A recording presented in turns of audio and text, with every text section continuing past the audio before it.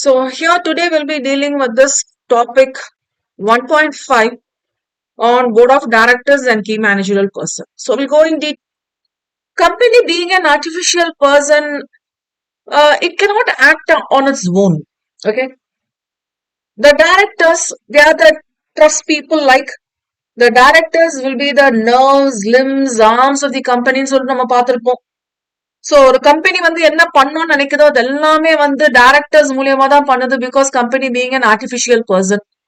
So இந்த angle பார்க்கும்போது நம்ம டைரக்டர்ஸோட கான்செப்ட் வந்து நம்ம இங்க லிங்க் பண்ணோம். So directors are so very important persons that they play a very important role in the company's growth and development. ஒரு கம்பெனி வந்து தப்பு பண்ணுதுன்னா அது கம்பெனி தப்பு பண்றது இல்ல, அது டைரக்டர்ஸ் பண்றதா அர்த்தம். Directors and most of the provisions, penalty provisions, pathina, you will get this line: directors and officers or officers in default. Have you heard of this term? Directors, penalty provisions, pathina, directors and officers in default. Okay, default. ஏதாவது ரேண்டமா நீங்க ஏதாவது ஒரு penalty provision எடுத்தாலும் இப்படிதான் இருக்கும். Directors and officers in default. இந்த ஆஃபீஸர்ஸ்ங்கிறது யாரு ஆக்ட்ல டிஃபைன் பண்ணிட்டாங்க, பட் டைரக்டர்ஸ் மட்டும் இல்ல. When we talk about the management team, it's not only board of directors, we have other key managerial personnel also. For example, we'll be having a CEO there, okay? We'll be having a CFO. Why not a whole-time company secretary is not a director but a KMP? We have the managing director, we have the manager. Managing director, பேர்ல director இருக்கு, அதனால directorன்னு சொல்லலாம். But manager is not a director, need not be a director. So, இவங்களோட roles எல்லாம் என்னது? இவங்க வந்து ஆர்கனைசேஷனுக்காக ஒர்க் பண்றாங்க. So what in turn they get, see whatever you do, it's something we expect from the company. So நான் கம்பெனிக்காக ஏதாவது பண்றேன், நான் கம்பெனி கிட்ட இருந்து இது வேணும்னு எக்ஸ்பெக்ட் பண்றேன், அதுக்காக நான் பண்றேன். சி சும்மா பண்றதுக்கு நான் சோஷியல் சர்வீஸா பண்ணிட்டு இருக்கேன். Please try to understand.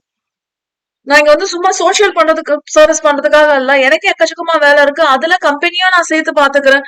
So in that point of view, you have to be very strong with knowing what do you actually mean over here. Okay, what do you actually mean over here? So let us make this comfortable in the sense that whenever we talk about company, it's not directly the company is operating, it's the company is being operated. Company is not operating on its own, company is being operated. So in that way, we'll be focusing on this topic 1.5 completely on board of directors and managerial personnel. அவங்களுக்கு என்ன கிடைக்கும், ஏன் இப்படி இருக்கணும், யாரெல்லாம் இருக்கணும். சரி, ஒரு பார்ட்னர்ஷிப் ஃபார்ம் இருக்குன்னு வச்சுக்கோங்க. ஒரு பார்ட்னர்ஷிப் ஃபார்ம் பொறுத்த வரைக்கும் எக்ஸ் அண்ட் ஒய் ரெண்டு பேருமே சேர்ந்து இந்த ஃபார்ம் ரன் பண்றாங்க. தே ஆர் த பார்ட்னர்ஸ் தான். எக்ஸுக்கு லயபிலிட்டி இருக்கு, ஒய்க்கு லயபிலிட்டி இருக்கு. எப்படி இருக்கு, it's not mandatory to have a registered firm. இப்படி எல்லாம் பார்த்திருக்கோம். And will not treat this firm as a independent persons, separate legal என்டிட்டிங்கிற கான்செப்ட் வராது. அதனால பிசினஸ் வேற இல்ல, பார்ட்னர்ஸ் வேற இல்ல, இந்த மாதிரி கதையா பார்த்திருப்போம். But this is not the case with company. But company once incorporated, it becomes a legal entity, separate legal entity. So when it is a separate legal entity, then the company being an artificial person and separate legal entity, company and it cannot operate on its own. So directors they are the drivers. So the name itself, directors, direct பண்றவங்க, drive பண்றவங்கள நம்ம டிரைவர்னு சொல்லுவோம், clean பண்றவங்கள கிளீனர்னு சொல்லுவோம் இல்லையா? Okay. So in that case direct பண்றவங்கள வந்து நம்ம டைரக்டர் சொல்றோம். சோ இங்க கம்பெனியை டைரக்ட் பண்றவங்க, சோ அவங்களோட ரோல் வந்து ரொம்ப ரொம்ப இம்பார்ட்டன்டான role. So in that way will proceed this topic with small start. So concept of directors, ஆக்சுவலா அந்த டைரக்டர்ஸ் யாரா இருக்கலாம்னா ப்ரொமோட்டர்ஸா இருக்கலாம், ரிலேட்டிவ்ஸா இருக்கலாம், co promoter, owner of promoter, director, எப்படி வேணாலும் இருக்கலாம். Even an outsider. X and Y சேர்ந்து ஒரு கம்பெனி இன்கார்பரேட் பண்ணிருக்காங்க. Okay, please make a note. X and Y சேர்ந்து ஒரு கம்பெனியை இன்கார்பரேட் பண்ணிருக்காங்க. இன்கார்பரேட் பண்ணது X and Y, but X and Y வந்து அட்மினிஸ்ட்ரேஷன்ல நாலேஜ் இல்ல, அதனால Z யாரோ ஒருத்தர் outsider. He is a capable person. He can take the administrative efforts of the company. So on the case la வந்து he being an outsider who is a person competent to manage, being a professional in that. So professional, he may not be a professional qualified person, that we do not sense in that manner. Okay. And board of directors put together we call as directors. Sorry, directors put together. So collective noun la சொல்றோம். Collectiveness la சொன்னா அது வந்து board of directors. இது வந்து nucleus னு சொல்லுவோம். இந்த board of directors வந்து நம்ம எப்படி பாக்கணும்னு பாத்தீங்கன்னா, as per the act form பண்ணணும். சோ பிரைவேட் கம்பெனினா எத்தனை டைரக்டர்ஸ் இருக்கணும், பப்ளிக் கம்பெனினா எத்தனை டைரக்டர்ஸ் இருக்கணும். And as per the articles of association, we will select. Okay. Probably if I can go for a small example over here. Private company பொறுத்த வரைக்கும் 2 directors, public company பொறுத்த வரைக்கும் minimum 3 directors இருக்கணுங்கிறது law act. But நான் என்னோட private கம்பெனிக்கு வந்து 4 directors இருக்கணும்னு சொல்லிட்டு ஆர்டிகல்ஸ் ஆஃப் அசோசியேஷன்ல மென்ஷன் பண்றேன்னா அப்ப 4 டைரக்டர்ஸ் கம்பல்சரி இருக்கணும்னு அர்த்தம். Okay. Members of the board of directors, they will be called as directors individually, collectively called as board of directors. They don't have individual power. Please make a note. நான் எங்கெல்லாம் star போடுறேன்னா அங்கெல்லாம் check இருக்குன்னு அர்த்தம். Check இருக்குன்னா notable point. அவங்களுக்கு individual power இல்ல. Board of directors எல்லாம் சேர்ந்து உட்கார்ந்து மீட்டிங் போட்டு ஒரு ரெசல்யூஷன் பாஸ் பண்ணி இந்த எக்ஸ்ங்கிற பர்சனுக்கு எக்ஸ்ங்கிற டைரக்டருக்கு வந்து ஆத்தரைசேஷன் கொடுத்தா மட்டும்தான் பவர் இருக்கு. சோ டைரக்டா இண்டிவிஜுவல் பவர் வரல. Even in the act, companies act does not mention this particular person has individual power except like managing director and அந்த கேஸ்ல மட்டும். So unless specific authorization is given, there is no individual power for a director. Collectively, we'll be calling them as board of directors. They exercise all the powers. See, all caps la potirken, which means that's very important word. They exercise all the powers except to prescribe by the act in general meeting. So general meeting is what is the another word we mention as shareholders meeting nu solluvom. அப்ப share holders மீட்டிங்னா share ஹோல்டர்ஸ்க்கு உண்டான powers execute பண்றதுக்கு உண்டான இடம் அது. So அந்த கேஸ்ல வந்து share holders meeting நம்ம பாக்குற மாதிரி இருக்கும். ஓகே, நம்ம பாக்குறோம்னா நம்ம இப்ப பாக்கல. சோ ஷேர் ஹோல்டர்ஸ் வந்து என்ன டிசைட் பண்றாங்க அதை பேஸ் பண்ணி தான் டைரக்டர்ஸ் வந்து ஆக்ட் பண்ற மாதிரி இருக்கும். Okay, that's okay. Then goes with directors or nature. They are the eyes, ears, brain, hands, nerves and other essential limbs.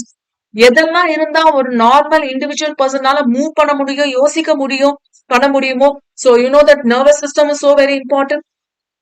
You know about the brain functions. Nervous system and brains are so much related. நீங்க உங்களால வந்து இந்த 5 senses 6 senses சொல்றோம் இல்லையா, உங்களால வந்து smell பண்ண முடியுது. இந்த ஸ்மெல் பண்ண உடனே தட் இஸ் சென்ஸ் பண்ண முடியுது. இது சென்ஸ் பண்ண முடியும். இது ஸ்மெல், இது ஃபிராக்ரன்ஸ், இது வந்து வாசனை, இது வந்து நாத்தம்னு சொல்ல முடியுதுன்னா it's because of the brain functions தான். அப்ப இது பார்த்தோம்னா இதுதான் உங்களால வந்து ஐடென்டிஃபை பண்ண முடியுது. இதெல்லாமே வந்து என்னன்னா ஒரு நார்மல் இண்டிவிஜுவல் ஹியூமன் பீயிங் பண்றது. சோ டைரக்டர்ஸ் வந்து அவங்களோட ரோல் பிளேயிங் என்னவா இருக்கும்னா கம்பெனிக்கு வந்து அவங்க ஐஸ், இயர்ஸ், பிரெயின், ஹேண்ட்ஸ் எக்ஸெட்ராவா இருப்பாங்க. இவங்களோட ஃபங்க்ஷனிங் எஃபிஷியன்டா இருந்தா மட்டும்தான் கம்பெனியோட சக்சஸ் வந்து நல்லா இருக்கும். சோ கம்பெனியோட சக்சஸ் வந்து யார்கிட்ட இருக்குன்னா இவங்க கிட்ட தான் இருக்கு. டைரக்டர்ஸ் என்ன பண்ணுவாங்க? Okay, they formulate the policies. They establish the setup, implementation எப்படி இருக்கணும், how I can get the objectives of the MOA. So MOA பொறுத்த வரைக்கும் ஆப்ஜெக்ட் லாஸ்ல என்னோட கம்பெனி இன்கார்பரேட் பண்ணது இதுக்காக தான் இருக்கு, அது எப்படி பண்ண முடியும். Muster resources for achieving the company's objectives. என்னென்ன தேவை, என்ன பண்ணா என்னால வந்து கம்பெனியோட objectives achieve பண்ண முடியும். How they are going to control, guide, direct and manage the affairs of the company. Hope it is okay. Now we'll go for the position of director. They are professional men. They are hired by the company to direct its affairs. No, they are not the servants. See, அவங்களோட role தெரிஞ்சுக்கோங்க.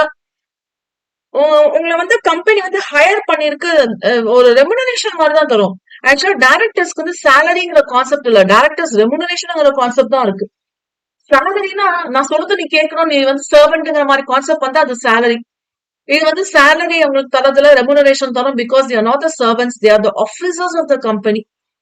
A director is not a servant of any master. He cannot be described as a servant of a company or of anyone. He is in fact a director, or he may be called as a controller of the company's affairs.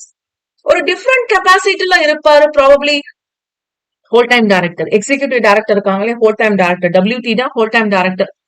இவர் வந்து employee ஒரு different கெப்பாசிட்டில work பண்ணுவாரே தவிர again இவரை வந்து நம்ம எம்ப்ளாயிங்கிற concept avoid பண்றதுனால சர்வெண்ட்ங்கிற கான்செப்ட்ல வராது. ஓகேயா? சோ மாஸ்டர் அண்ட் சர்வெண்ட்ங்கிற கான்செப்ட் இங்க வராது.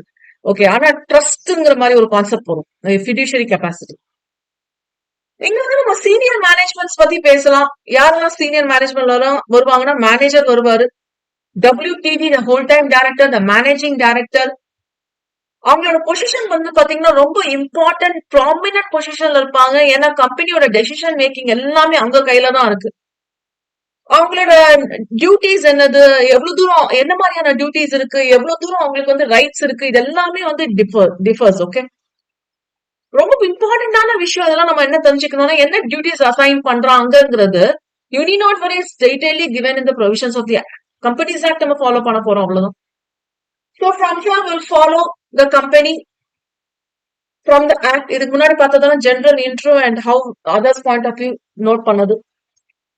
Company need to have a board of directors. ஏங்க கம்பெனி தானே அது அப்படியே ரன் ஆயிட்டு போட்டோம் அப்படின்னு சொல்ல முடியாது. ஒரு டைரக்டர்ஸ் இருந்தாதான் ரன் பண்ண முடியும்.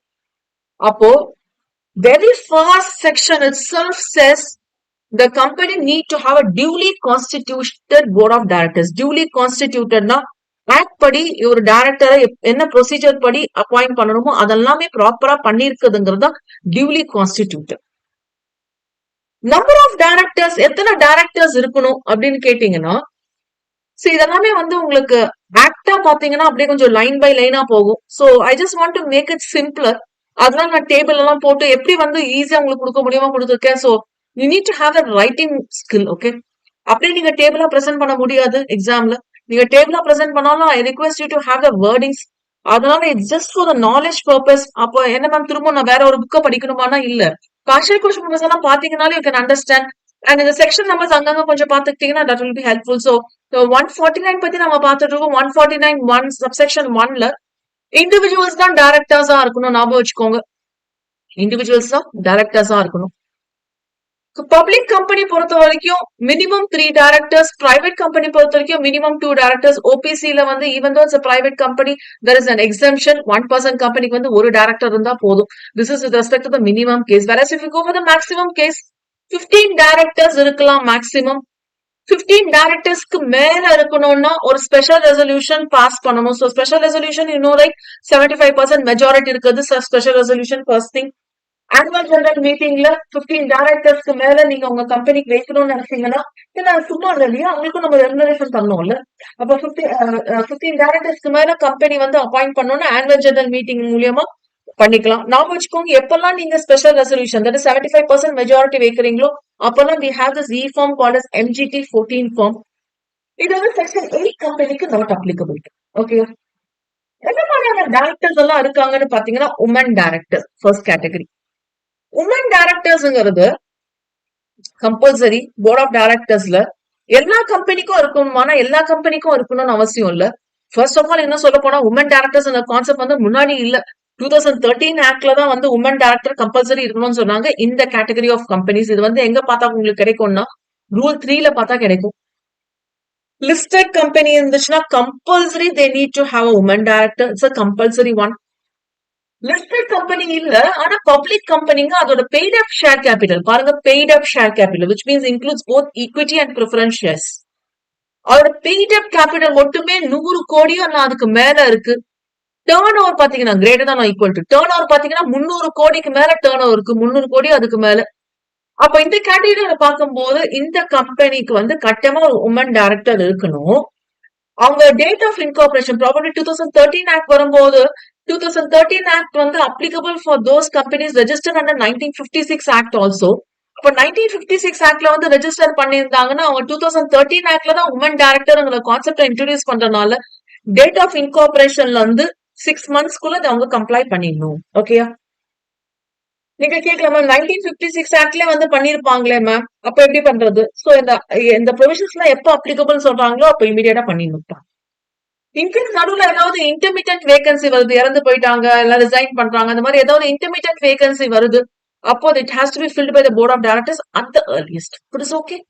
That's about women director, but not later than whichever is later of immediate next board meeting or 3 months from the date of such vacancy. So resign பண்ணதுல இருந்து 3 months பார்ப்போம். So இந்த டேட்ல ரிசைன் பண்ணிருக்காங்க, இங்க இருந்து 3 months டேட் இதுவோ R next board meeting வரும்ல பிஎம்னு போடுறேன், whichever is later. Okay, so we have this example, you can just go through a bit later.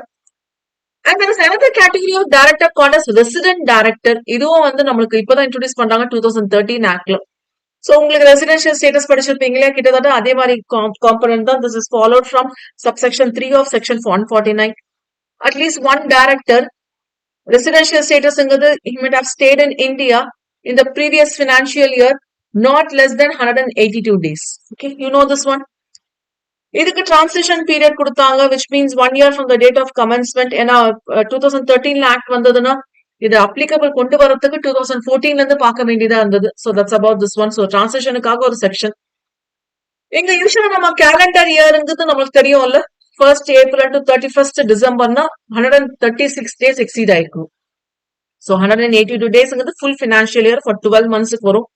இது வந்து ஃபர்ஸ்ட் டைம் பார்க்கும்போது 1st April இருந்து 31st December வரைக்கும் பார்க்கும்போது they were talking about this 136 days exceed ஆயிருக்கணும். புது company which is incorporated between these two dates, they need to have a resident director either at the incorporation stage or within the 6 months of the period. Okay. ஏன்னா provisions எல்லாமே most of the company புதுசா இருக்கிறதுனால within கொண்டு வந்தாங்க. And after 30th September, from the date of incorporation itself, they need to have. Okay.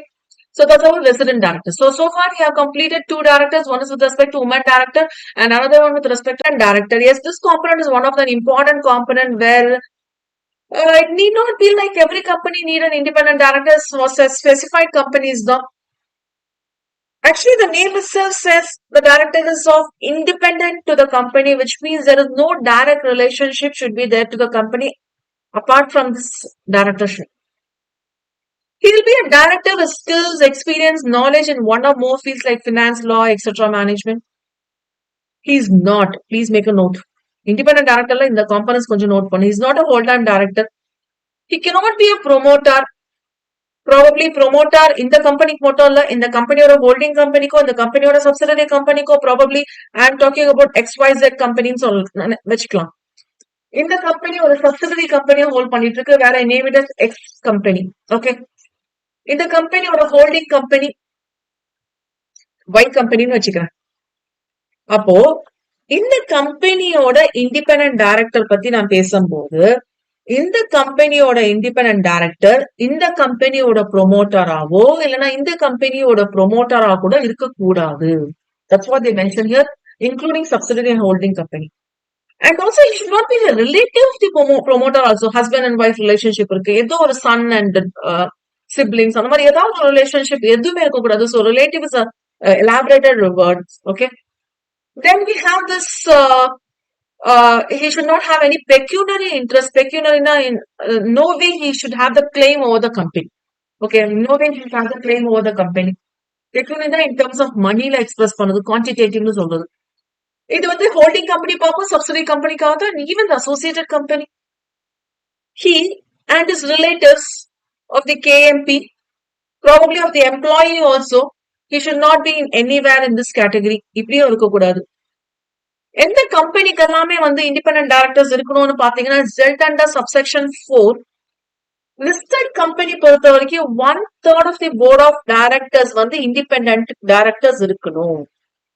Probably என்னோட கம்பெனில வந்து 9 directors இருக்கிறாங்க, லிஸ்டட் கம்பெனில 9 டைரக்டர்ஸ் இருக்காங்க. அப்ப அதுல 1/3 பாத்தீங்கன்னா 3 டைரக்டர்ஸ் இண்டிபெண்டன்ட் டைரக்டர்ஸா இருக்கும். இன்கேஸ் என்னோட கம்பெனில வந்து 10 டைரக்டர்ஸ் இருக்காங்க, அப்ப அதுல 1/3 பாத்தீங்கன்னா it will go for 1.33, not 3.33. ஃபிராக்ஷனா இருந்தா ரவுண்ட் ஆஃப் டு 1 பண்ணிடுங்க. அப்போ 3.33 நீங்க மேக்ஸ்ல ரவுண்டிங் ஆஃப் பண்ண மாதிரி இதை 3னு போடக்கூடாது, இதை வந்து நீங்க 4னு போட்டுக்கணும். விச் மீன்ஸ் அட்லீஸ்ட் 3.33 டைரக்டர்ஸ் இருக்கணும். நீங்க எப்படி ஹெட் கவுண்ட் வந்து 3.33 சொல்ல முடியாது இல்லையா? அதனால 4 டைரக்டர்ஸ் வந்து இண்டிபெண்டன்ட் டைரக்டர்ஸ் இருக்கணும். இது வந்து லிஸ்டட் கம்பெனிக்கு மேண்டேட்டரி. இதே வந்து அதர் பப்ளிக் கம்பெனிக்கு பாத்தீங்கன்னா we have to follow the rule 4 of the appointment and qualification of directors, where the company is having the paid up share capital greater than or equal to, that is 10 crores or 10 crores மேல இருந்தா, turn over வந்து 100 crores இல்ல அதுக்கு மேல இருந்தா, outstanding loans, debentures, deposits இதெல்லாமே 50 crores மேல இருந்தா உங்களுக்கு இங்க எல்லாமே வந்து இண்டிபெண்டன்ட் டைரக்டர்ஸ் இருக்கணும். எத்தனை பேர் இருக்கணும்ங்கிறது சென்ட்ரல் கவர்மெண்ட் ஸ்பெசிஃபை பண்ணுது. Okay. And higher amount of independent directors தேவைப்படும். சோ எப்படி தேவைப்படுங்கிறது ஆடிட் கமிட்டி பேஸ் பண்ணி நம்ம ஃபாலோ பண்ணிக்கலாம். இன்கேஸ் நடுவுல இன்டர்மிட்டன்ட் வேகன்சி வருதுன்னா போர்ட் ஆஃப் டைரக்டர்ஸ் அதை வந்து முடிஞ்ச வரைக்கும் அட் த ஏர்லியஸ்ட் ஃபில் பண்ணணும். அட் த சேம் டைம் ரொம்ப நாள் ஆயிடக்கூடாது. சோ நம்ம இது உமன் டைரக்டர் பார்த்தோம், நெக்ஸ்ட் போர்ட் மீட்டிங்குள்ளேயோ இல்ல 3 months from the date of such vacancyக்குள்ளேயோ whichever is later அதுக்குள்ள ஃபில் பண்ணிடணும். Okay. So you have this one single example. So this is with respect to independent director. Independent directorல வந்து என்ன ஒரு ஹைலைட்னு பாத்தீங்கன்னா probably we have to deviate somewhat from the act here. Independent டைரக்டர்ல வந்து select பண்ணும்போது ஒரு டேட்டா பேங்க் இருக்கும். Okay. அந்த டேட்டா பேங்க்ல ஏன்னா இண்டிபெண்டன்ட்ங்கிறது எந்த வகையில பெக்யூலரி இன்ட்ரெஸ்ட் இருக்கக்கூடாது.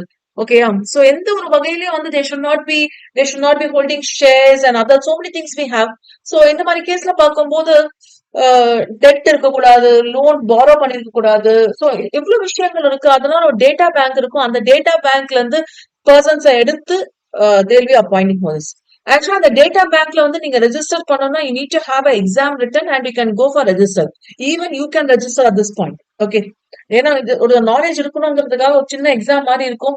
அந்த எக்ஸாம் நீங்க அப்பியர் ஆகிட்டு இப்ப கூட நீங்க ரெஜிஸ்டர் பண்ணலாம். இண்டிபெண்டன்ட் டைரக்டர் இருக்கிறதுக்கு வந்து ஏஜ் லிமிட் என்னன்னு பாத்தீங்கன்னா 21 இயர்ஸ். யூஸ்வலா டைரக்டருக்கு வந்து 18 years age limit. Independent directors பொறுத்த வரைக்கும்னா 21 கம்ப்ளீட் பண்ணியிருந்தாங்கன்னா இண்டிபெண்டன்ட் டைரக்டர்ஸ் தான் இருக்கலாம். பட் நீங்க very first line of independent director நம்ம டிஸ்கஸ் பண்ணோம். ஒரு experienced person, skill knowledge based persons இருக்கனால முடிஞ்ச வரைக்கும் வந்து இண்டிபெண்டன்ட் டைரக்டர்ஸ் வந்து அப்பாயிண்ட் பண்றாங்கன்னா அவங்களுக்கு வந்து எந்த ஏரியால எங்க ஒர்க் பண்ணிருக்காங்க, எவ்வளவு வருஷம் எக்ஸ்பீரியன்ஸ் இருக்கு, இதெல்லாமே பார்த்துதான் செலக்ட் பண்றாங்க. But not an issue. If you are still கேபபிள்னா, if you are interested in doing independent டைரக்டர்ஷிப்னா நீங்க இப்போ வந்து டேட்டா பேங்க்ல ரெஜிஸ்டர் பண்ணலாம். There are some norms to be fulfil. Okay. So இதுல வந்து பார்த்து உங்களை அப்பாயிண்ட் பண்ணுவாங்க. அது பிறகு இண்டக்ஷன் ப்ரோக்ராம் இருக்கும். சம் கம்பெனி பத்தின details and it's mandatory for listed company எல்லாம் நம்ம பார்த்தோம் இல்லையா, ஏஜிஎம்ல அவங்க அட்டன் பண்ணணும்னு இருக்கு. ஓகே. ஆடிட் கமிட்டில கட்டாயமா இண்டிபெண்டன்ட் டைரக்டர்ஸ் இருக்கணும்னு இருக்கு. அண்ட் லிஸ்டட் கம்பெனி பொறுத்த வரைக்கும் கார்பரேட் கவர்னன்ஸ்ல பாத்தீங்கன்னா ஏகப்பட்ட committees mandatory. Audit committee, nomination remuneration committee, stakeholder committee, ஏகப்பட்ட கமிட்டிஸ் இருக்கு. அதெல்லாம் மேண்டேட்டரி கமிட்டிஸ். ஸோ அந்த பாயிண்ட் ஆஃப் வியூல வந்து அவங்க எல்லாமே வந்து நம்ம இருக்கணும். இங்க இதுல இருக்கணும்னா independent directors should be part of the committee there. So அந்த ஆங்கிள் பார்க்கும்போது that is lot of provisions இங்க நம்ம டீல் பண்ணிருக்கிறது ரொம்ப கம்மி தான் சொல்லலாம். And one more thing, directors பொறுத்த வரைக்கும் நம்ம ரெமுனரேஷன் பத்தி மேண்டேட்டரின்னு சொல்லல. But when we talk about independent directors, remunerations are mandatory over here. ஏன்னா அவங்களுக்கு வேற எந்த விதமான கமிஷன் ஷோஸ், ஷேர்ஸோ எதுவுமே போகாது. ப்ராபபிலி நம்ம ஸ்வெட்டிபிடி ஷேர்ஸ் பார்த்திருக்கோம், ஈசாப் பார்த்திருக்கோம். சோ அங்க வந்து நம்ம பார்ப்போம் இல்லையா, இந்த டைரக்டர்ஸ்க்கு எல்லாமே நம்ம அலாட் பண்றோம்னு. பட் இண்டிபெண்டன்ட் டைரக்டர்ஸ் இந்த டோட்டலி இண்டிபெண்டன்ட். அதனால அவங்களுக்கு எந்த விதமான குவாலிபிகேஷன் ஷேர்ஸ் போகாது, எந்த விதமான ரெமுனரேஷன் போகாது, எதுவுமே போகாது. அதனால அவங்களுக்கு டெஃபினட்டா வந்து சிட்டிங் ஃபீஸ் தருவாங்க. ஓகே, சிட்டிங் ஃபீஸ் வந்து அட்டன் பண்றாங்க இல்லையா, சோ அதுக்காக சிட்டிங் ஃபீஸ் தருவாங்க. இது வந்து கம்பெனிக்கு ப்ராஃபிட் இருந்தாலும் சரி, ப்ராஃபிட் இல்லைனாலும் சரி, definitely that company has to give this fees. Okay, that's an interesting concept. Now let me take you through the next concept with respect to appointment of directors follows from section 152 over here. So appointment of directors, subsection 1. First directors வந்து நம்ம classify பண்ணலாம். இப்பதான் company incorporate பண்றாங்க. So we'll term the directors as first directors. First directors யாரா இருக்கலாங்கிறது company incorporate பண்ணும்போது charter document ready பண்ணுவோம்ல, memorandum of association and articles of association. அப்போவே வந்து நம்ம என்ன பண்ணிட்டோம்னா இவங்க தான் டைரக்டர்ஸ் சொல்லிட்டு ஆர்டிகல்ஸ் ஆஃப் அசோசியேஷன் நம்ம ஃபர்ஸ்ட் டைரக்டர்ஸ் நேம கொடுத்துருவோம். இன்கேஸ் இந்த மாதிரி ஆர்டிகல்ஸ் ஆஃப் அசோசியேஷன்ல தரலன்னா subscribers, individuals to memorandum of association will be the deemed directors. Please understand. Subscription clause, memorandum of அசோசியேஷன்ல 6th clause வந்து சப்ஸ்கிரிப்ஷன் கிளாஸ். 6th clauseல யாரோட நேம் எல்லாம், யாரெல்லாம் வந்து கம்பெனிய ஷேர் சப்ஸ்கிரைப் பண்ணாமோ அவங்க நேம் எல்லாம் லிஸ்ட் பண்ணிருப்போம். அவங்க எல்லாருமே வந்து டீம்டு டைரக்டர்ஸா மாறிடுவாங்க, ஃபர்ஸ்ட் டைரக்டர்ஸா மாறிடுவாங்க. And you have to focus with this one single word individuals. ஏன்னா கம்பெனி இன்கார்பரேட் பண்ணும்போது இந்த நேம் லிஸ்ட்ல ப்ராபப்ளி மிஸ்டர் எக்ஸ் இருக்கலாம். ஓகே, செகண்ட் வந்துட்டு XYZ கம்பெனி இருக்கலாம். ஒரு கம்பெனி கூட இன்னொரு கம்பெனி இன்கார்பரேட் பண்ணலாம்ல. And third one mister Y இருக்கலாம். அப்போ இந்த கேஸ்ல வந்து this is not an individual person. So this person cannot be a director. Whereas ஏன்னா டைரக்டர்ஸ் பொறுத்த வரைக்கும் இண்டிவிஜுவல்ஸ் தான் டைரக்டர்ஸா இருக்க முடியும். அப்போ மிஸ்டர் எக்ஸும் மிஸ்டர் ஒய்யும் சேர்ந்து டைரக்டர்ஷிப் எடுத்துப்பாங்க. They are called as deemed directors. Probably you may ask me, ma'am இந்த 3 பேர் சேர்ந்து ஒரு பப்ளிக் கம்பெனி இன்கார்பரேட் பண்ணிருக்காங்க, அப்ப என்ன மேம் பண்றதுன்னா இந்த டைரக்டர் அண்ட் இந்த கம்பெனில இருந்து யாராவது ஒரு ரெஸ்பான்சிபிள் பர்சன், ப்ராபபிலி இந்த கம்பெனி இருக்க முடியாது, பட் அந்த கம்பெனில இருக்க டைரக்டர் யாராவது இருக்க முடியும்ல, அந்த மாதிரி பண்ணணும். 1% கம்பெனி பொறுத்த வரைக்கும் யார் அந்த 1% இன்கார்பரேட் பண்ணிருக்காங்களோ அந்த இண்டிவிஜுவல் மெம்பர் வந்து டீம்டு டைரக்டரா வந்துருவாங்க. இன்கேஸ் ஆர்டிகல்ஸ் ஆஃப் அசோசியேஷன்ல ப்ரொவைட் பண்ணலாம். With respect to subsection 2, ஒவ்வொரு டைரக்டரையும் வந்து ஆனுவல் ஜெனரல் மீட்டிங்ல அப்பாயிண்ட் பண்ணுவோம். சப்செக்ஷன் 3 கம்பல்சரிலி அவங்களுக்கு டின் நம்பர் வேணும். DIN is directors identification number. Directors identification number. Okay, how we have the SIN number ஞாபகம் இருக்கா? கம்பெனி இன்கார்பரேட் பண்ணும்போது சர்டிபிகேட் ஆஃப் இன்கார்பரேஷன்ல SIN நம்பர் வந்துடும். IN is identification number, C is corporate identification number. Company வந்து identify பண்றதுக்காக இருக்கிற சின் number. அதே மாதிரி ஒரு கம்பெனில வந்து டைரக்டர்ஷிப்ல இருக்கணும்னா கட்டாயமா டின் நம்பர் வேணும், டைரக்டர் ஐடென்டிஃபிகேஷன் நம்பர் வேணும். நீங்க வேற ஏதாவது ஒரு கம்பெனில வந்து டைரக்டர்ஷிப்ல இருக்கிறீங்கன்னா அதே நம்பர் யூஸ் பண்ணிக்கலாம். It's unique number. ஸோ ஒவ்வொரு கம்பெனிக்கும் ஒவ்வொரு நம்பர் இருக்காது. ஒரு டைரக்டருக்கு ஒரு நம்பர். அதனால நீங்க ஏற்கனவே ஒரு 2-3 கம்பெனில டைரக்டரா இருக்கிறீங்க, அப்போ உங்ககிட்ட டின் நம்பர் இருக்குன்னு அர்த்தம். ஒரு பர்சனுக்கு ஒரு டின் நம்பர் தான் தருவாங்க, ஒரு இண்டிவிஜுவலுக்கு ஒரு DIN number. So you can use that DIN number. Okay, in case உங்ககிட்ட டின் நம்பர் இல்லைன்னா உங்களை அப்பாயிண்ட் பண்ணும்போது அங்க இருக்கிற மிச்ச officers, that is management persons வந்து சேர்ந்து உங்களுக்கு டின் நம்பர் வாங்கி கொடுத்துருவாங்க. ஓகே, சோ சப்செக்ஷன் 4 பொறுத்த வரைக்கும் டெஃபினட்டா டின் நம்பர் வந்து ஃபர்னிஷ் பண்ணணும் அண்ட் டிக்ளரேஷன் வந்து தரணும். என்ன டிக்ளரேஷன் தரணும்னா, நான் வந்து டிஸ்குவாலிஃபைடு இல்ல டைரக்டரா இருக்கிறதுக்கு. ஏன்னா கம்பெனிஸ் ஆக்ட் வந்து என்ன பண்ணுதுன்னா டைரக்டர்ஸோட டிஸ்குவாலிஃபிகேஷன் பத்தி பேசுது. அதனால நான் வந்து I'm qualified to be a டைரக்டர்ங்கிறதுக்காக தரணும். அது மட்டும் இல்லாம சப்செக்ஷன் 5ல வந்து கன்சர்ன் ஷுட் பி கிவன். ஏன்னா director they are the nerves limbs etcetera of the கம்பெனின்னு பார்த்தோம். அதனால டைரக்டரா இருக்கிறதுக்கு எனக்கு கன்சர்ன், ஃபுல் கன்சர்ன் இருக்குங்கிறதுக்காக. அது இல்லாம DIR2. So DIR stands for directors first 3 letters. DIR2ன்னு சொல்லிட்டு ஒரு ஃபார்ம் ஃபைல் பண்ற மாதிரி இருக்கும், டைரக்டர் அப்பாயிண்ட் பண்ணதுல இருந்து 30 டேஸ்க்குள். And we have this appointment and qualification of directors rules இருக்கு. அதுல ரூல் 8ல பாத்தீங்கன்னா, in a concerned letter on the on or before the appointment it has to be given and it has to be given in writing. இதுக்குன்னு ஒரு format இருக்கு. இந்த format வந்து DIR8 ன்னு சொல்லிட்டு, அந்த ஃபார்மேட் பேர் வந்து DIR8. சோ எந்த டைரக்டரை வந்து நீங்க அப்பாயிண்ட் பண்ண போறீங்களோ அந்த கம்பெனி அப்பாயிண்ட் பண்ண போதும் அது. இதே வந்து இண்டிபெண்டன்ட் டைரக்டரா இருந்தாங்கன்னா அவங்க டைரக்டரா அந்த அவங்கள வந்து நம்ம ஆனுவல் ஜெனரல் மீட்டிங்ல வந்து பண்ண போறோம், which becomes a special business. So நீங்க ஆனுவல் ஜெனரல் மீட்டிங்ல 2 பிசினஸ் டிஸ்கஸ் பண்ணுவோம். ஒன்னு வந்து ஆர்டினரி பிசினஸ் சொல்லுவோம், hope you remember. இன்னொன்னு வந்து ஸ்பெஷல் பிசினஸ் சொல்லுவோம். ஓகே, எக்ஸ்ட்ராடனரின்னு சொல்ல மாட்டோம், ஸ்பெஷல் பிசினஸ் சொல்லுவோம். ஆர்டினரி பிசினஸ் பொறுத்த வரைக்கும் 4 பிசினஸ் இருக்கு. ஒன்னு வந்து adoption of financial statements, right. இன்னொன்னு வந்து டிவிடெண்ட் டிக்ளேர் பண்றது. இன்னொன்னு வந்து ஆடிட்டர்ஸ் வந்து அப்பாயின்மெண்ட் அண்ட் ரீஅப்பாயின்மெண்ட். இன்னொன்னு வந்து டைரக்டர்ஸ் வந்து அப்பாயின்மெண்ட் அண்ட் ரீஅப்பாயின்மெண்ட். இது 4 தவிர எது பண்ணாலும் ஸ்பெஷல் பிசினஸ்க்கு அது கட்டாயமா எக்ஸ்பிளனேட்டரி ஸ்டேட்மெண்ட் வேணும். ஸோ இண்டிபெண்டன்ட் டைரக்டரா இருந்ததுன்னா டெஃபினட்டா வந்து எக்ஸ்பிளனேட்டரி ஸ்டேட்மெண்ட் தான். And with respect to this one, I think this is 6. Is not applicable for the central government or state government companies or government company and section 8 company. Okay, so this is as per the notification given here, right? Yes, this is about appointment of directors. இதற்கு ஒரு glance பாக்குறீங்களா please? Directors வந்து கம்பெனியோட attach ஆயிடக்கூடாது. Okay, C independent directors பத்தி நம்ம பேசிட்டு இருக்கோம். ஓகே, independent directors totally independent to the company. But directors வந்து ஒரு certain level, that is number of years இருந்தாங்கன்னு வச்சுக்கோங்களேன், அவங்க கம்பெனியை ஸ்டார்ட் பண்ணிடுவாங்க பாக்கிறதுக்கு. So that may lead to some indifferences. So அவங்களுக்காக பார்க்க ஸ்டார்ட் பண்ணிடக்கூடாதுங்கிறதுக்காக we have this retirement by rotation, which means இதை வந்து ஷார்ட்டா புரியுற மாதிரி சொல்லலாம், ரொட்டேஷனல் டைரக்டர்ஸ் சொல்லலாம். ரொட்டேஷனல் டைரக்டர்ஸ் சொல்லலாம். ப்ராபப்ளி டோட்டலா ஒரு கம்பெனில வந்து 9 டைரக்டர்ஸ் இருக்காங்கன்னு வச்சுக்கலாம். அந்த 9 டைரக்டர்ஸ்ல 2/3 ஆஃப் த டைரக்டர்ஸ் வந்து ரொட்டேஷனல் டைரக்டர், RDன்னு போறோம் ஷார்ட்டா, ரொட்டேஷனல் டைரக்டர்ஸ் சொல்லுவோம். இந்த 2/3 ஆஃப் த டைரக்டர்ஸ் எவ்வளவு நம்ம கம்பெனில இப்போ வந்து 9 டைரக்டர்ஸ் 6 டைரக்டர்ஸ் இல்லையா? The 2/3 of the directors, 1/3 of the directors, which means 2 directors should retire by rotation. இது புரியுதா? ஏன் இது rotational directors retire by rotation? இப்போ நம்ம ஆர்டினரி பிசினஸ்ல 4 பிசினஸஸ் பார்த்தோம்ல, இங்க நான் டிஸ்கஸ் பண்ண ஞாபகம் இருக்கா? சோ இதுல வந்து டைரக்டர்ஸோட அப்பாயின்மெண்ட், ரீஅப்பாயின்மெண்ட் பத்தி. சோ ரொட்டேஷனல் டைரக்டர்ஸ் இருந்தாங்கன்னா ஒவ்வொரு வருஷமும் வந்து யார் ஃபர்ஸ்ட் ஜாயின் பண்ணாங்களோ அவங்கள வந்து நம்ம இங்க ரிமூவ் பண்ணிட்டு வேணும்னு அவங்களே அப்பாயிண்ட் பண்ணிக்கலாம். So they should not have that ஒரு feel over the company. இப்போ இந்த பார்ட்னர்ஷிப் ஃபார்ம், இந்த சோல் ப்ரோப்ரைட்டர் பிசினஸ் எல்லாம் பாத்தீங்கன்னா இது என்னோட கம்பெனியா நினைக்க ஸ்டார்ட் பண்ணிடுவாங்க. பிசினஸ் ஏதாவது ப்ராப்ளம் ஆச்சுன்னா அவங்களோட ப்ராப்ளமா பார்க்க ஸ்டார்ட் பண்ணிடுவாங்க. பட் கம்பெனி வந்து அந்த மாதிரி பார்க்க கூடாது. கம்பெனி வந்து நம்ம டோட்டலா வந்து வேற ஒரு பர்சனா தான் நம்ம ட்ரீட் பண்ணோம். ஸோ அந்த ரீசனுக்காக என்ன பண்ணிட்டாங்கன்னா it's clearly mentioned over here. Okay, so public company unless authorised by AOA, all the directors will be treated as retirement rotational directors. General case, இது வந்து public companyக்கு, but general caseல பாத்தீங்கன்னா 2/3 of the directors, more of the directors will be retiring by rotation. They will determine the retirement by rotation. It is expressive, it's appointed by the company in the general meeting, so as an ordinary resolution it will be done. And apart from that, remaining directors வந்து retire ஆக மாட்டாங்களா அப்படின்னு கேட்டீங்கன்னா remaining directors வந்து retire ஆவாங்க தான்.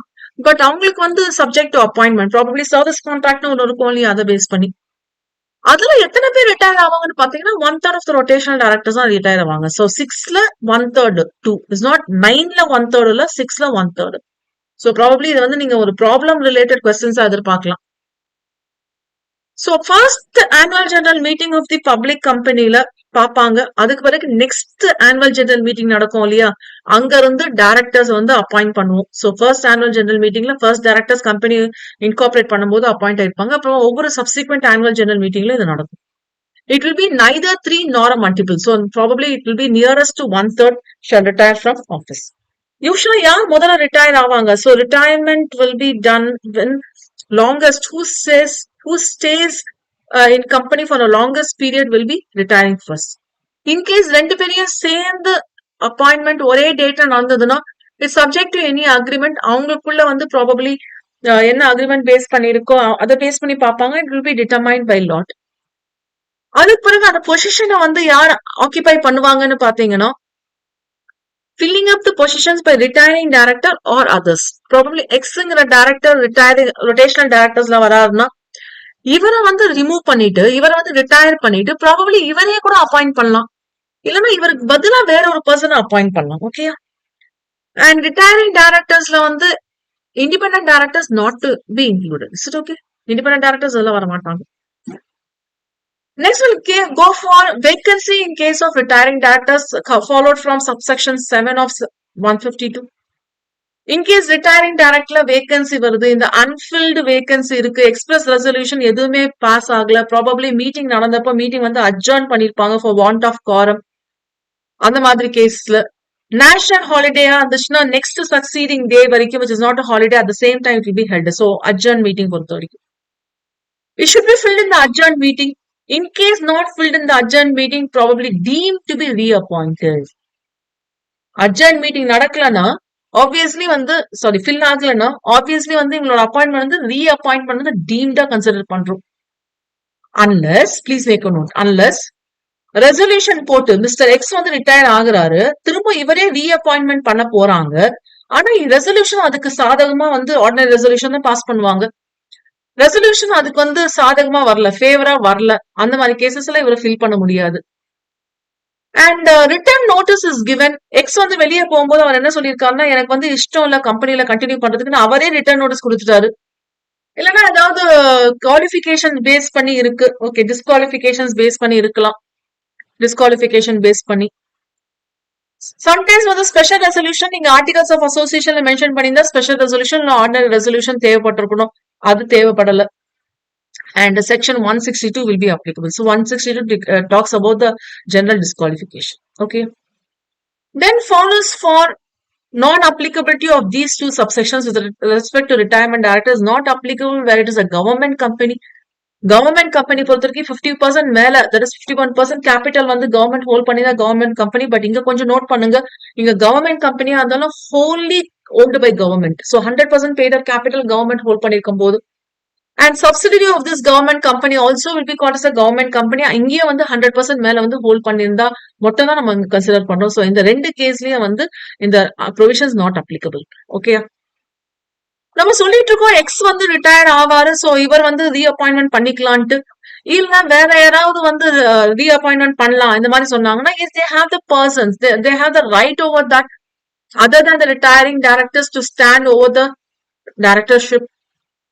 எந்த person வந்து டைரக்டர்ஷிப்க்கு இருக்கணும்னு நினைக்கிறாரோ, so that intending person should give a return notice to the register office at least 14 days. அது இல்லாம ஒரு டெபாசிட் அமௌண்ட் பே பண்ணும், probably some higher amount may be prescribe, but usually it's 1 lakh. இது இல்லாம டெபாசிட் வந்து ரீஃபண்ட் பண்ண chances இருக்கு, probably இவர் வந்து டைரக்டரா செலக்ட் பண்ணிட்டாங்க, இல்லைன்னா வந்து 25%க்கு மேல. ஆக்சுவலா வந்து ஆர்டினரி ரெசல்யூஷன் ஸ்பெஷல் ரெசல்யூஷன்னாலே மினிமம் 50% வரணும், பட் 25% மேலேயே ஓட்டிங் ரைட்ஸ் வந்துச்சு, இவர் அப்பாயிண்ட் பண்ணனாலும் வந்து இவருக்கு ரீஃபண்ட் பண்ணிடுவாங்க. இதே வந்து இந்த பர்சனை வந்து இவரா கொடுக்கல, nomination committee, nomination remuneration committee இல்லைன்னா போர்ட் ஆஃப் டைரக்டர்ஸ் வந்து வைங்கிற பர்சன், இப்போ எக்ஸ் வந்து வெளியில கிளம்பும் போது வைங்கிற பர்சன் சூட்டபிளா இருப்பாரு அப்படின்னு தோணுச்சுன்னா டெபாசிட்ங்கிற கான்செப்ட் நீங்க தேவையில்ல வராது. அது இல்லாம அந்த கம்பெனி வந்து இந்த பர்சன் சோ அண்ட் சோங்கிற பர்சன் வந்து கேண்டிடேஷனுக்கு இருக்கிறாருங்கிறத அவர் வந்து மென்ஷன் பண்ணணும். ஸோ மெம்பர்ஸ்க்கு வந்து இது இன்ஃபார்ம் பண்ற மாதிரி இருக்கும். ஏன்னா நார்மலி ஆர்டினரி பிசினஸ்ங்கிற கேட்டகரியில வந்து எக்ஸ்பிளனேட்டரி ஸ்டேட்மெண்ட் ரேவா இருக்காது. பட் இட்ஸ் ஸ்பெஷல் கேஸ்னால எக்ஸ்பிளனேட்டரி ஸ்டேட்மெண்ட் இல்லைனாலும் அது வந்து இதுக்கு பதிலா யார் இருக்காங்கிறது மென்ஷன் பண்ணணும். And when we follow the rules of this appointment and qualification of directors, Rule 13 says, என்னென்ன பாயிண்ட்ஸ் நம்ம ஃபாலோ பண்ணணும்னு பாத்தீங்கன்னா 7 days before the general meeting the company has to inform the members about the candidature. Individual notice provide பண்ணோம். யாருக்குன்னு பாத்தீங்கன்னா மெம்பர்ஸ்க்கு இமோட்ல பண்ணலாம், இல்ல ரைட்டிங்ல பண்ணலாம். வெப்சைட்ல வந்து நோட்டீஸ் ப்ரொவைட் பண்ணும் அவரோட இன்டென்ஷன் இருக்குங்கிறதுக்காக. And this applicability of the notice is not for non applicability notice with respect to vernacular language அதெல்லாமே இல்ல. So at least 7 days notice period இருக்கணுங்கிறது மட்டும் சொல்லியிருப்பாங்க. Section 160 not applicable with respect to this one. So government company, subsidiary of this government company பார்த்தோம் இல்லையா அந்த கேஸ்ல. Private கம்பெனிக்கும் not applicable. And election by ballot postal ballot வருது இல்லையா அதுக்கும் நாட் அப்ளிகபிள். இது வரைக்கும் பாக்குறீங்களா? So this is completely with respect to retirement and retirement by rotation directors. Yes, so இவங்களும் வந்து ஸ்பெசிபிக் கைண்ட்ஸ் ஆஃப் டைரக்டர் தான். Usual director should be appointed at annual general meeting, but அது வரைக்கும் எங்களால wait பண்ண முடியாது. we need some person in support. அந்த மாதிரி கேசஸ் வந்து ஒரு அடிஷனல் டைரக்டர் அப்பாயிண்ட் பண்ணுவாங்க. ஞாபகம் வச்சுக்கோங்க, இந்த அடிஷனல் டைரக்டர் அப்பாயிண்ட் பண்றதுக்கு போர்ட் ஆஃப் டைரக்டர்ஸ்க்கு ரைட்ஸ் இருக்கு, பவர்ஸ் இருக்கு. ஆனா நெக்ஸ்ட் ஆனுவல் ஜெனரல் மீட்டிங்ல வந்து அதை கன்ஃபார்ம் பண்ணிடணும். Okay, alternate director. ஸோ கிட்டத்தட்ட இதே கேட்டகரி தான் ஆல்டர்னேட் டைரக்டரும். ஓகே, ப்ராபப்ளி இதே கேட்டகரி, எக்ஸாக்டா இதே கேட்டகரின்னு சொல்ல முடியாது. இப்போ மிஸ்டர் எக்ஸ்ங்கிற director is a director of the company. இவர் வந்து ஃபாரின் போறாரு. ஓகே, ஃபாரின் போனா அவரால் வந்து கம்பெனியோட அஃபேர்ஸ் பார்த்துக்க முடியாது. அதனால அவர் வர வரைக்கும் இன்னொரு பர்சன் பார்த்துக்கிட்டோம்னு சொல்லிட்டு ஆல்டர்னேட் பண்ணி போறாரு. அதனால இதுக்கு பேர் வந்து alternate director. And we have this nominee director. So nominee director பொறுத்த வரைக்கும் அந்த public financial institutions and non banking financial companies இங்க எல்லாமே வந்து லோன் ப்ரொவைட் பண்ணிருப்பாங்க இல்லையா, கிரெடிட்டார்ஸ்ங்கிற கேட்டகரியில வரும்போது. ஸோ அவங்க சைட்ல வந்து ஒரு டைரக்டர் வந்து நாமினேட் பண்ணுவாங்க. ஃபார் எக்ஸாம்பிள் என்னது ஷேர் ஹோல்டர்ஸ்க்காக, என்னது டிபென்ச்சர்ஸ் ஹோல்டர்ஸ்க்காக நாமினேட் பண்றது, இந்த மாதிரி கேட்டகரி எல்லாம் வரும். ஓகே, டிபென்ச்சர் ஹோல்டர்ஸ்க்கு எக்ஸாக்டா சொல்ல முடியாது, ஏன்னா அவங்களுக்கு ட்ரஸ்டீஸ் இருக்காங்க. So 3 types of directorships இங்க நம்ம பார்க்கோம். One is additional director, alternate director and nominee director. It's not actually defined. We are directly going for the appointment sake. So first we'll go for additional director subsection 1. So நீங்க இந்த 161ங்கிற செக்ஷனை மட்டும் நீங்க கொஞ்சம் பார்த்துக்கலாம். மிச்சதெல்லாமே you can just easily get it. Articles of association authorize பண்ணிருக்கணும். This is the power conferred on the board of directors at any time they can do.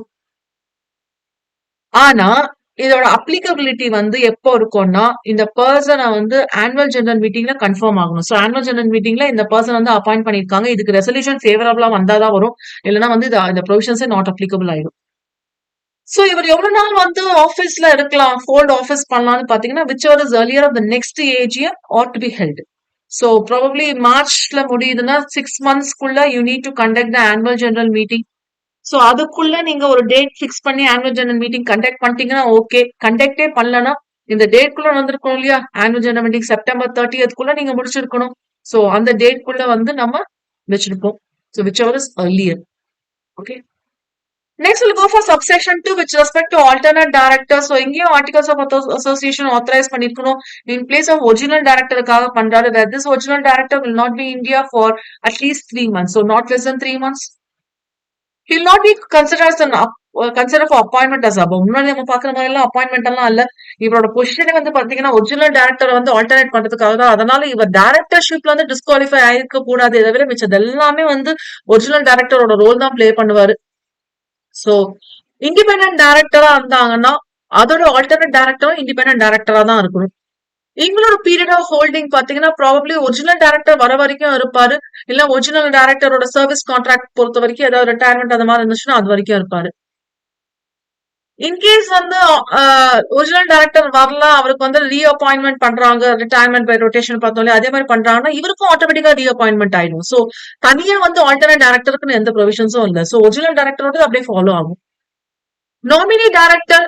subsection 3 ல இருந்து again articles of associationல வந்து authorize பண்ணிருக்கணும். It may be nominated by any institution, probably that may be because of law or agreement or central government or state government, probably the government company பொறுத்த வரைக்கும் ஒரு nomination கொடுப்பாங்க nominee director ன்ட்டு. Next we have this casual vacancy with respect to subsection 4. திடீர்னு ஏதாவது vacancy ஆகிறது. Public company பொறுத்த வரைக்கும் vacation of office before the டேர்ம்ஸ்னா they have to be appointed in general meeting only. Articles of association authorise பண்ணிருக்கணும். Board of directors fill பண்ணலாம். திடீர்னு வந்து வேக்கன்ட் பண்ணிட்டாங்கன்னு என்ன பண்றது? So they need to have everything done இல்லையா? In case board of directors வந்து ஃபில் பண்ணிருக்காங்க, ஆர்டிகல்ஸ் ஆஃப் அசோசியேஷன் இருக்கிறனால இருந்தாலும் நெக்ஸ்ட் ஏஜிஎம்ல வந்து அப்பாயிண்ட் பண்ணிடணும். ஓகே, ஸோ ஃபேவரபிளா உங்களுக்கு ரெசல்யூஷன் வரணும். அவங்களோட டேர்ம் ஆஃப் ஆஃபீஸ் பாத்தீங்கன்னா ஒரிஜினலா வந்து இவர் அப்பாயிண்ட் பண்ணியிருந்தா எவ்வளவு நாள் இருந்திருப்பாங்களோ அதை பேஸ் பண்ணி தான் எங்களோட டேர்ம் ஆஃப் ஆஃபீஸ் இருக்கும். And appointment of director selected by small share holders. Small share holders ரொம்ப கம்மியான ஷேர்ஸ் வச்சிருக்காங்க. மேக்ஸிமம் ஒர்த் ஆஃப் ஷேர்ஸே வந்து 20,000 ரூபாய் தான். ஒரு ஷேர் இருந்தாலும் பரவாயில்ல, 10 ஷேர் இருந்தாலும் பரவாயில்ல. ஷேர் பிரைஸ வச்சு நம்ம பார்க்கும்போது 20,000 ரூபாய் ஒர்த்துக்கு மேல இல்ல. நம்பர் ஆஃப் ஷேர்ஸ் வச்சு பார்க்கல, ஒர்த் வச்சு பாக்குறோம். அந்த மாதிரி தான் அவங்கள பேர் வந்து ஸ்மால் ஷேர் ஹோல்டர்ஸ் சொல்லுவோம். அவங்களே ரெப்ரசென்ட் பண்றதுக்காக ஒரு டைரக்டர் அப்பாயிண்ட் பண்ணுவாங்க. எங்களுக்கு பேரே வந்து ஸ்மால் ஷேர் ஹோல்டர் டைரக்டர் தான். லிஸ்டட் கம்பெனி பொறுத்த வரைக்கும் இது mandatory as per the terms and conditions prescribe. So share holders தான் யாருன்னு சொல்லிட்டு மென்ஷன் பண்றதுக்காக அட்லீஸ்ட் வந்து அட்மோஸ்ட் வந்து I use the wrong term. At least இல்ல அட்மோஸ்ட். ஸோ மேக்ஸிமம் வந்து 20,000 தான். இன்னொரு ப்ரொசீஜர் பாத்தீங்கன்னா அந்த ஷேர் ஹோல்டரோட appointment follows with the rules. Listed company பொறுத்த வரைக்கும் 1000 ஸ்மால் ஷேர் ஹோல்டர்ஸ் இருந்தாங்கன்னா whichever is larger, okay, 1000 small shareholders இருந்தாங்க இல்லைன்னா 1/10 of total number of such shareholders இதெல்லாமே இருந்தாங்கன்னா not less than definitely probably அவங்க வந்து ஒரு லிஸ்டட் கம்பெனியா இருக்கும்போது ஸ்மால் ஷேர் ஹோல்டர் இருக்கணும். they need to have the intention to propose. ஏன்னா இவர் வந்து எப்படி ஒரு டைரக்டருக்கு வந்து கன்சர்ன் இருக்கணும், அது எல்லாமே ஓகே. அண்ட் நான் அப்ளிகபிலிட்டி லிஸ்டட் கம்பெனி ப்ராபப்ளி சிஓ மோட்டோல போச்சுன்னா இது நாட் அப்ளிகபிள். நாங்களே வந்து அப்பாயிண்ட் பண்ணிக்கிறோம் அந்த மாதிரி கேசஸ்ல. ஒரு ஸ்டேட்மெண்ட் ப்ரொவைட் பண்ணோம் நோட்டீஸோட, அதுல அந்த ப்ரொபோஸ்ட் டைரக்டர் வந்து சைன் பண்ணிருக்கணும். அதுல அவரோட டின் நம்பர் நான் இந்த ஆக்ட்ல இருந்து டிஸ்குவாலிஃபை ஆகல, so I am not a disqualified director and I give the concern to act as a director மாதிரி கன்சர்ன் கொடுத்துருவாரு. சரி, okay. And if he is considered as independent director, yes, he can give a declaration of independent director. So section 149 subsection 7 ல independent director அந்த peculiar interest எல்லாம் இருக்கக்கூடாதுன்னு சொல்லி பார்த்தோம் இல்லையா? அதை பேஸ் பண்ணி எனக்கு வந்து independent directorோட disqualification இல்ல அப்படிங்கிறது மென்ஷன் பண்றதுக்காக தான். இன்கேஸ் அவரை வந்து independent director இருந்தா well and good தானே. இவரோட அப்பாயின்மெண்ட் வந்து subject to section 152 ஆனா please make a note. He is not liable to retire by rotational. So rotational directorsல 9 பேரை கால்குலேட் பண்ணோம் இல்லையா? ஃபார் எக்ஸாம்பிள் இந்த 9 பேர்ல வந்து ஒருத்தர் வந்து இண்டிபெண்டன்ட் டைரக்டர்னு வச்சுக்கலாம், இன்னொருத்தர் வந்து ஸ்மால் ஷேர் ஹோல்டர் டைரக்டர்னு வச்சுக்கலாம். மிச்சம் 7 பேர் இருக்காங்க இல்லையா? இந்த 7 பேர்ல தான் நம்ம 2/3 பாக்குறோம். Please get my point here. இவங்களோட டென்யூர் பாத்தீங்கன்னா not to exceed 3 consecutive years and probably இந்த டென்யூர் முடியும் போது they are not eligible for reappointment. Is it okay? இவங்களோட எலிஜிபிலிட்டி as per sections 164 பார்க்கும்போது they are not eligible for reappointment also. Okay, they cannot appointed and they cannot be reappointed.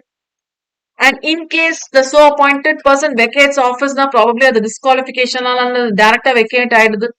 இல்லைன்னா வந்து independent டைரக்டரோட criteria வந்து meet out பண்ணணும், அது meet out பண்ண முடியல. Please make a note of the 8th point. No person in more than 2 companies at the same time இருக்கக்கூடாது. Not more then 2 companies at the same time. Second company வந்து competing பிசினஸ்ல இருக்கக்கூடாது. 2 கம்பெனில தான் இருக்கிறான் small ஷேரோட டைரக்டரா. ஆனா அந்த 2 கம்பெனில 2வது கம்பெனி செகண்ட் சூஸ் பண்ற கம்பெனி வந்து கம்பீட்டிங் கம்பெனியா இருக்கக்கூடாது. விச் மீன்ஸ் சேம் பிசினஸ் இருக்க கம்பெனியா இருக்கக்கூடாது.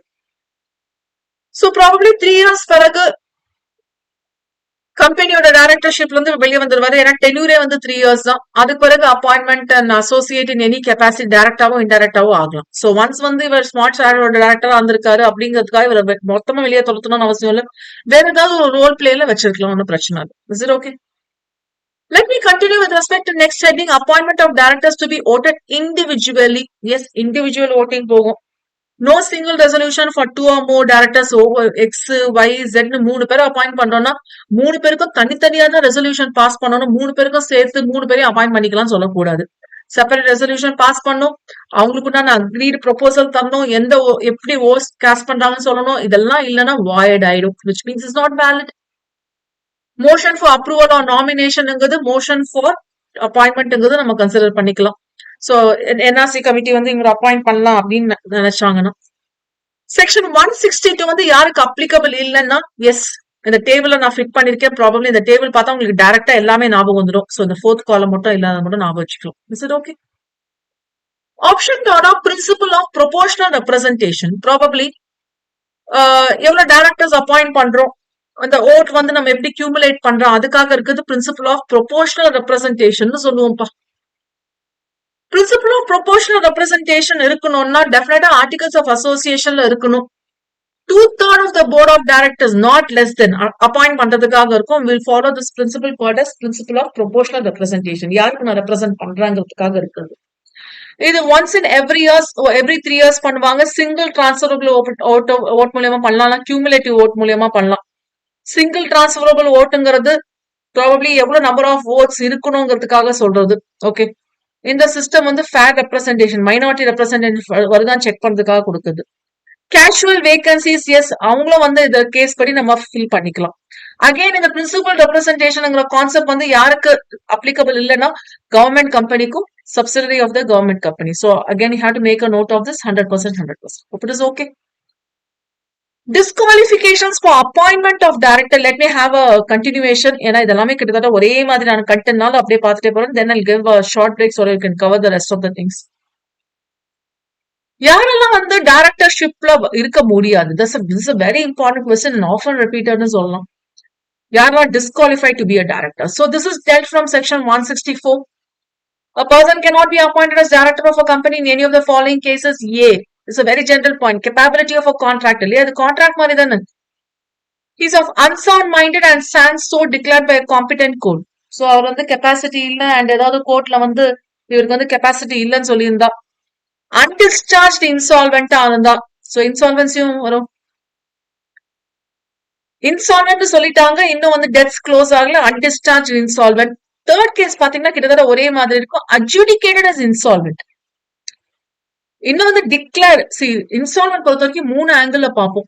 ஓகே, முதல்ல வந்து இவர் இன்சால்வெண்ட் சொல்லியாச்சு, அப்ப அட்ஜுடிகேஷன் போகுதுன்னு அர்த்தம். ஓகே, அட்ஜுடிகேஷன் போனோம்னா டிக்ளேர் பண்ணிடுவாங்க. டிக்ளேர் பண்ணி முடிச்சோம்னா லிக்விடேட்டர் இல்லைன்னா வந்து பேங்க்ரப்சி கேஸ்ல வந்து ப்ரொஃபஷன்ஸ் வருவாங்க, அவங்களோட டெட்ஸ் எல்லாம் க்ளோஸ் பண்ணுவாங்க. அப்போ வந்து டிஸ்சார்ஜ் ஆயிடணும். அப்போ டிஸ்சார்ஜ் ஆகலன்னா அன்டிஸ்சார்ஜ் இன்சால்வெண்ட். சோ 3 கேட்டகரியில இன்சால்வன்சி செக் பண்ணுவீங்க. இதுல 2 கேட்டகரி கவர் ஆயிடும் பாருங்க. ஓகே, அண்ட் இந்த தேர்ட் கேட்டகரி வந்து இஸ் அப்ளிகேஷன் இஸ் பெண்டிங்னா டிக்ளரேஷனுக்காக பெண்டிங் இருக்கு, இன்னும் கன்ஃபார்ம் பண்ணல. ஏதாவது ஒரு கோர்ட் ஆர் ட்ரிபியூனல்ல வந்து ஏதாவது கன்விக்ஷன் இருக்கு, ஏதாவது தப்பு பண்ணிருக்காங்க, கன்விக்ஷன் இருக்கு, அந்த மாதிரி கேசஸ்ல ப்ராபப்ளி இம்ப்ரிசன்மெண்ட் வந்து ஒரு 6 மாசத்துக்கு வந்து ஜெயில போட்டிருக்காங்க. அந்த மாதிரி போட்டு 5 இயர்ஸ் இன்னும் எலாப்ஸ் ஆகல. ஜெயில போட்டிருக்காங்க, 6 மாசம் ஜெயில இருந்திருக்காரு, which is a big penalty, big punishment. But அது முடிஞ்சிச்சுப்பா, 5 வருஷத்துக்கு முன்னாடி நடந்ததுப்பா அப்படின்னா ஓகே, நோ ப்ராப்ளம். ஆனா இம்ப்ரிசன்மெண்ட் கேட்டகரியே பாத்தீங்கன்னா 7 இயர்ஸ் ஆர் மோர். இது வந்து ஸ்ட்ரிக்ட் பனிஷ்மெண்ட் மாதிரி, இது ஸ்ட்ரிஞ்சன்ட் பனிஷ்மெண்ட். 7 இயர்ஸ் ஆர் மோர்னா அந்த மர்டர் இந்த மாதிரி கேசஸ் எல்லாம் வரும். 6 months எல்லாம் சின்ன கேட்டகரி தான். இம்ப்ரிசன்மெண்ட் எல்லாம் அந்த 7 இயர்ஸ் ஆர் மோர் வந்துச்சுன்னா ரொம்ப ஸ்ட்ராங்கான ஒரு கிரைம் பண்ணிருக்காரு. சோ அந்த கேஸ்ல வந்து he can not be a director at all. அதனாலதான் நார்மலா ஒரு சின்ன எஃப்ஐஆர் எல்லாம் ஃபைல் பண்றாங்கன்னா அவ்வளவு யோசிச்சு ஃபைல் பண்ணுவாங்க. It's not very simple. இது தவிர வேற ஏதாவது அஃபென்சஸ், கன்விக்ஷன் எல்லாம் கோர்ட் ஃபைல் பண்ணிருக்காங்களாங்கிறத செக் பண்ணிப்பாங்க இந்த ஆக்ட்ல. வேற ஏதாவது டிஸ்குவாலிபிகேஷன் கொடுத்திருக்காங்களா, அந்த ஆர்டர் வந்து இன்ஃபோர்ஸ்ல இருக்கும். சோ 3 years வந்து ஹி சஸ்பெண்டட், அந்த மாதிரி disqualified to be a director, அந்த மாதிரி ஏதாவது கோர்ட் ஆர் ட்ரிபியூனல் ப்ரொவைட் பண்ணிருக்காங்களா. அண்ட் அது மட்டும் இல்லாம எஃப் பாயிண்ட் பாருங்களா, பியூட்டிஃபுல்லான point. Not paid call money. Directors hold பண்ணிருக்காரு ஷேர்ஸ், அவர் கால் மணி பே பண்ணிருக்கணும்ல. அவர் தனியாவோ ஜாயிண்டாவோ கால் மணி பே பண்ணோம், பே பண்ணல, பே பண்ண வேண்டிய டேட்ல பே பண்ணல. அது மட்டும் இல்லாம அந்த டேட் கிராஸ் ஆகி 6 மாசம் ஆயிடுச்சு. Okay, last day of the fixed payment, call payment பொறுத்த வரைக்கும் முடிஞ்சு 6 months ஆயிடுச்சு. அது இல்லாம ரிலேட்டட் பார்ட்டி டிரான்சாக்ஷன்ஸ் பத்தி செக்ஷன் 188 டிஸ்கஸ் பண்ணிருக்காங்க. அதுல ஏதாவது கன்விக்ஷன்ஸ் இருக்கு லாஸ்ட் 5 ப்ரீவியஸ் ப்ரீசீடிங்ஸ் இயர்ஸ்ல. டின் பத்தின ரிக்வயர்மெண்ட்ஸ் வந்து கம்ப்ளை பண்ணல. மேக்ஸிமம் நம்பர் ஆஃப் டைரக்டர்ஷிப் இவ்வளவு ஹோல்ட் பண்ணணும்னு இருக்கு. அதை கம்ப்ளை பண்ணல. ஓகே, இந்த மாதிரி கேசஸ்லயும் அவரால் வந்து டைரக்டர்ஷிப் ஹோல்ட் பண்ண முடியாது.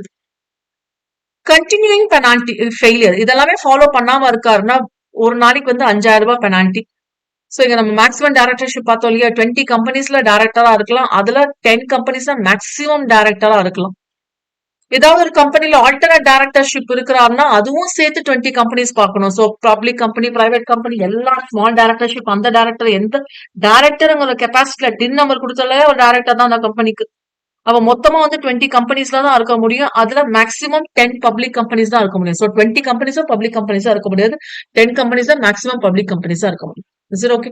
So this is one of the important. இது ஒரு ஸ்பெஷல் ப்ரொவிஷன் என்னன்னு பாத்தீங்கன்னா, இதுக்கு earlier பார்த்தது disqualification with respect to personal nature. Okay, இங்க பாக்குறது ஏற்கனவே மிஸ்டர் எக்ஸ் வந்து 2 கம்பெனில டைரக்டரா இருக்காரு. XYங்கிற ஒரு கம்பெனி அண்ட் XZங்கிற ஒரு கம்பெனி. 2 கம்பெனிலயும் அவர் டைரக்டரா இருக்காருன்னு வச்சுக்கலாம். இப்போ XYங்கிற கம்பெனில ஏதாவது டிஃபால்ட் வச்சிருந்தா, அப்போ இந்த கம்பெனில மட்டும் இல்ல, இந்த கம்பெனி வேற எந்த கம்பெனில டைரக்டரா இருந்தாலும் இவர் டைரக்டர்ஷிப்ல இருந்து டிஸ்குவாலிஃபை ஆயிடுவாரு. It's super provision. ஏன்னா ஒரு கம்பெனில வந்து ஒரு டைரக்டர்ஷிப்போட ரோல் வந்து ஒழுங்கா பிளே பண்ண முடியலன்னா மிச்ச கம்பெனி எப்படி பார்த்துப்பாரு. That's what the theme here is. No person who is or has been a director of a company which has not filed financial statements on annual return for the continuous 3 financial years, or there is a failure with respect to repayment of deposits. எப்பவுமே இந்த repayment of depositsனாலே இன்ட்ரெஸ்டோட சேர்ந்து வந்துடும். Debentures வந்து redeem பண்ணல, அதுவும் இன்ட்ரெஸ்டோட. And declare பண்ண dividend வந்து payment பண்ணல. அண்ட் இதெல்லாமே 1 இயருக்கு மேலேயோ 1 இயருக்கு மேல அந்த ஃபெயிலியர் கண்டினியூ ஆகுதுன்னா, S, he cannot be a director in other companies also. However, no disqualification for a period of 6 months from the date of appointment. Okay, 6 months now, it will not be applied. He is eligible for reappointment for a period of 5 years from the date on which the said company fails to do so. So இது வந்து disqualification வந்தது வந்து 5 இயர்ஸ்ல இருந்து இது வந்து applicable சொல்லுவாங்க. ஆக்சுவலா இந்த ப்ரொவிஷன்ஸ் படி பாத்தீங்கன்னா 164(2) படி ஒரு லிஸ்ட் கொடுத்துருவாங்க. ஓகே, அப்பப்போ வந்து கவர்மெண்ட் ப்ராபப்ளி இது வந்து ஒன்ஸ் இன் 6 to 8 months வந்து ஒரு லிஸ்ட் ப்ரொவைட் பண்றாங்க. அந்த லிஸ்ட்ல வந்து எந்த டைரக்டர்ஸ் எல்லாம் ஆஸ் பர் தி செக்ஷன் டிஸ்குவாலிஃபைட்னே போட்டுறாங்க. இந்த கம்பெனில இருக்க டைரக்டர் டிஸ்குவாலிஃபைட், அப்போ ஆட்டோமேட்டிக்கா மிச்ச கம்பெனில இருந்து அவர் தூக்கிடுவாங்க. ஓகே, இந்த செக்ஷன் வந்து கவர்மெண்ட் கம்பெனிக்கு அப்ளிகபிள் இல்ல. பிரைவேட் கம்பெனி பொறுத்த வரைக்கும் அவங்க கம்ப்ளீட்டா ஆர்டிகல்ஸ் ஆஃப் அசோசியேஷன் பார்ப்பாங்க. In addition to this one, இது தவிர வேற ஏதாவது டிஸ்குவாலிஃபிகேஷன்ஸ் இருக்கணுமானா they will not take effect unless with respect to 1(d)(e)(g) இந்த 3 ப்ரொவிஷன்ஸ் பொறுத்த வரைக்கும் டேட் ஆஃப் கன்விக்ஷன் இருக்கு இல்லையா, கன்விக்ட் பண்ணியிருந்தாங்கன்னா டிஸ்குவாலிஃபை, அது வந்து 30 days பார்ப்பாங்க. ஏதாவது அப்பீல் பெட்டிஷன் ஏதாவது ஃபைல் பண்ணிருப்பாங்க. ஸோ 7 days வந்து எக்ஸ்பைரி ஆயிருக்க டேட்டை வச்சு டிசைட் பண்ணுவாங்க. ஸோ இன்கேஸ் ஃபர்தரா இன்னும் அப்பீல் ஆர் பெட்டிஷன் ப்ரிஃபர் பண்றாங்கன்னா, ஏதாவது ஆர்டர் ஆர் சென்டென்ஸ் பாஸ் பண்ணிருக்காங்க, அந்த கேஸ்ல வந்து வித்தின் 7 days அந்த அப்பீல் ஆர் பெட்டிஷன் வந்து பார்ப்பாங்க டிஸ்போஸ் ஆயிருக்கா என்னட்டு. சரி, okay, that's about section 164. Let me go for 168 now with respect to resignation. So appointment பார்த்தோம், இப்போ resignation பார்க்கிறோம். Resignation is he himself is resigning where he gives a notice in writing to the company and the board of directors should take note of. Please make a note. இவர் வந்து எனக்கு இஷ்டம் இல்லைங்க அப்படின்னு சொல்லி இவர் கிளம்ப முடியாது. இவருக்குன்னு சில ரெஸ்பான்சிபிலிட்டிஸ் இருந்து அதெல்லாம் கம்ப்ளீட் பண்ணிருக்காங்களான்னு செக் பண்ணும். ஸோ போர்ட் ஆஃப் டைரக்டர்ஸ் வந்து will be taking note of. And company வந்து இவர் ஹென்ஸ்ஃபோர்த் டைரக்டர் இல்லங்கிறதுக்காக ஒரு இ-ஃபார்ம் ஃபைல் பண்ணுவாங்க. That's DIR 12. Date of receipt of notice வந்து 30 daysக்குள்ள, இல்லைன்னா வெப்சைட்ல போஸ்ட் பண்ணுவாங்க. அது மட்டும் இல்லாம ஜெனரல் மீட்டிங்ல வந்து எந்த ரீசனுக்காக இவர் வந்து கிளம்புறாரு. So most of the cases வந்து பர்சனல் ரீசன் போட்டுருவாங்கன்னு வச்சுக்கோங்களேன். And director to forward this DIR 11. So எப்படி கன்சர்ன் கொடுக்குறாரு அதே மாதிரி டைரக்டர் வந்து DIR 11 வந்து கம்பெனி தருவாரு. So this is how it happens. Director will give the intimation to the company through DIR 11. So company the board of directors will take care of that. And so company board of directors இல்லையா. So company வந்துட்டு DIR 12 வந்து ROC க்கு வந்து file பண்ணணும். Okay, so this is how it goes. There is no direct link between these two. Okay. Then goes with section 169 with respect to removal of director. There's a lot of difference between section 168 and 169, where 168 is the director he himself is resigning, whereas 169 is the director is removed. So ஏதாவது தப்பு நடந்திருக்கு. So அந்த கேஸ்ல வந்து ஒரு reasonable opportunity தருவாங்க. நார்மலா ordinary resolution இருந்தா போதும், பட் இண்டிபெண்டன்ட் டைரக்டர்ஸ் பொறுத்த வரைக்கும் ஸ்பெஷல் ரெசல்யூஷன் வேணும். இது வந்து ஒரு டைரக்டர் வந்து ட்ரிபியூனலே அப்பாயிண்ட் பண்ணிவிடும். அந்த மாதிரி கேசஸ்ல வந்து இது அப்ளிகபிள் இல்ல. அட் த சேம் டைம் இதோட ப்ரொவிஷன் வந்து எதை பத்தி பேசுதுன்னா, ஆர்டினரி ரெசல்யூஷன் பாஸ் பண்ணிருக்காங்க பிரின்சிபல் ஆஃப் ரெப்ரசன்டேஷன்ஸ் மூலியமா, அப்போ not applicable. So NA is not applicable. அது இல்லாம சப்செக்ஷன் 2 வந்து ஒரு ஸ்பெஷல் நோட்டீஸ் ப்ரொவைட் பண்ணும். இவர் கிளம்பிட்டாங்கன்னா இவர் பிளேஸ்ல வந்து வேற யாராவது வராங்களா, அதை டீடைல்ஸ் தரணும். ஸோ ப்ராபப்ளி சப்செக்ஷன் 3 ப்ராபப்ளி இந்த கம்பெனி வந்து அந்த டைரக்டருக்கு ஒரு நோட்டீஸ் அனுப்புவாங்க, ஒரு ஆப்பர்ச்சுனிட்டி கொடுப்பாங்க, will be heard at the resolution on the meeting. So என்ன ரீசனுக்காக வந்து இவரை ரிமூவ் பண்றாங்கிறது இட்ஸ் ரைட் இல்லையா, அவரோட ரைட், அவர் தெரிஞ்சுக்கிறதுக்கு உரிமை இருக்கு. And subsection 5, appointment of another director, the same meeting. So probably a special notice provide பண்ணிட்டு appoint பண்ற மாதிரி. Then subsection 6, under appointed director, please make a note, he will be holding the office for the remaining period of the removed director. So இன்னொரு 6 months duration இருக்கு, 10 months duration இருக்குன்னா அந்த remaining பீரியட்ல வந்து இவர் அப்பாயிண்ட் பண்ணுவாங்க.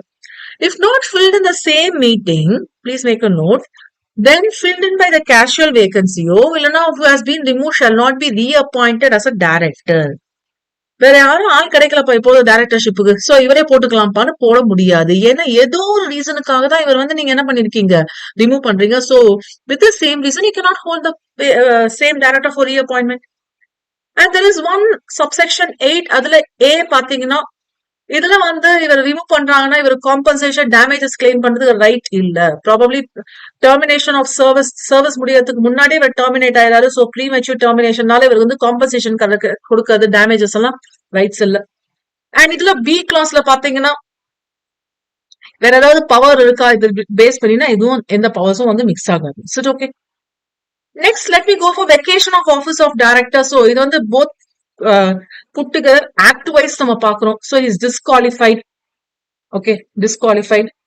அது இல்லாம ஒவ்வொரு board meeting at least 4 board meeting நடத்தணும்னு இருக்கு. ஒவ்வொரு போர்ட் மீட்டிங்கும் absent in all board meetings for the last 12 months. Leave of absence கொடுத்திருந்தாலும் பரவாயில்ல, please make note. Leave of absence கொடுத்திருந்தாலும் சரி, கொடுக்கலனாலும் சரி. அது தவிர with respect to contracts and compromises and arrangements இருக்கு, அதுல ஏதாவது ஒரு இதை வந்து கான்ட்ராக்ட் பண்ற மாதிரி இருந்ததுன்னா, இல்லைன்னா இந்த மாதிரி நடந்திருக்கு, கான்ஃபிளிக்ட் ஆஃப் இன்ட்ரெஸ்ட் ஏதாவது இருக்குன்னு சொல்லிட்டு டிஸ்க்ளோஸ் பண்ணிருக்கணும், அதை டிஸ்க்ளோஸ் பண்ணல. He's been disqualified by the court or tribunal. இல்லைன்னா ஏதாவது கன்விக்ஷன் பண்ணிருக்காரு, ஏதாவது offence with respect to moral turpitude, and he's been sentenced for not less than 6 months. And provided he's vacating the office, and if he has filed, even he has filed any appeal. Okay, even if he has filed any appeal, he shall be vacated only.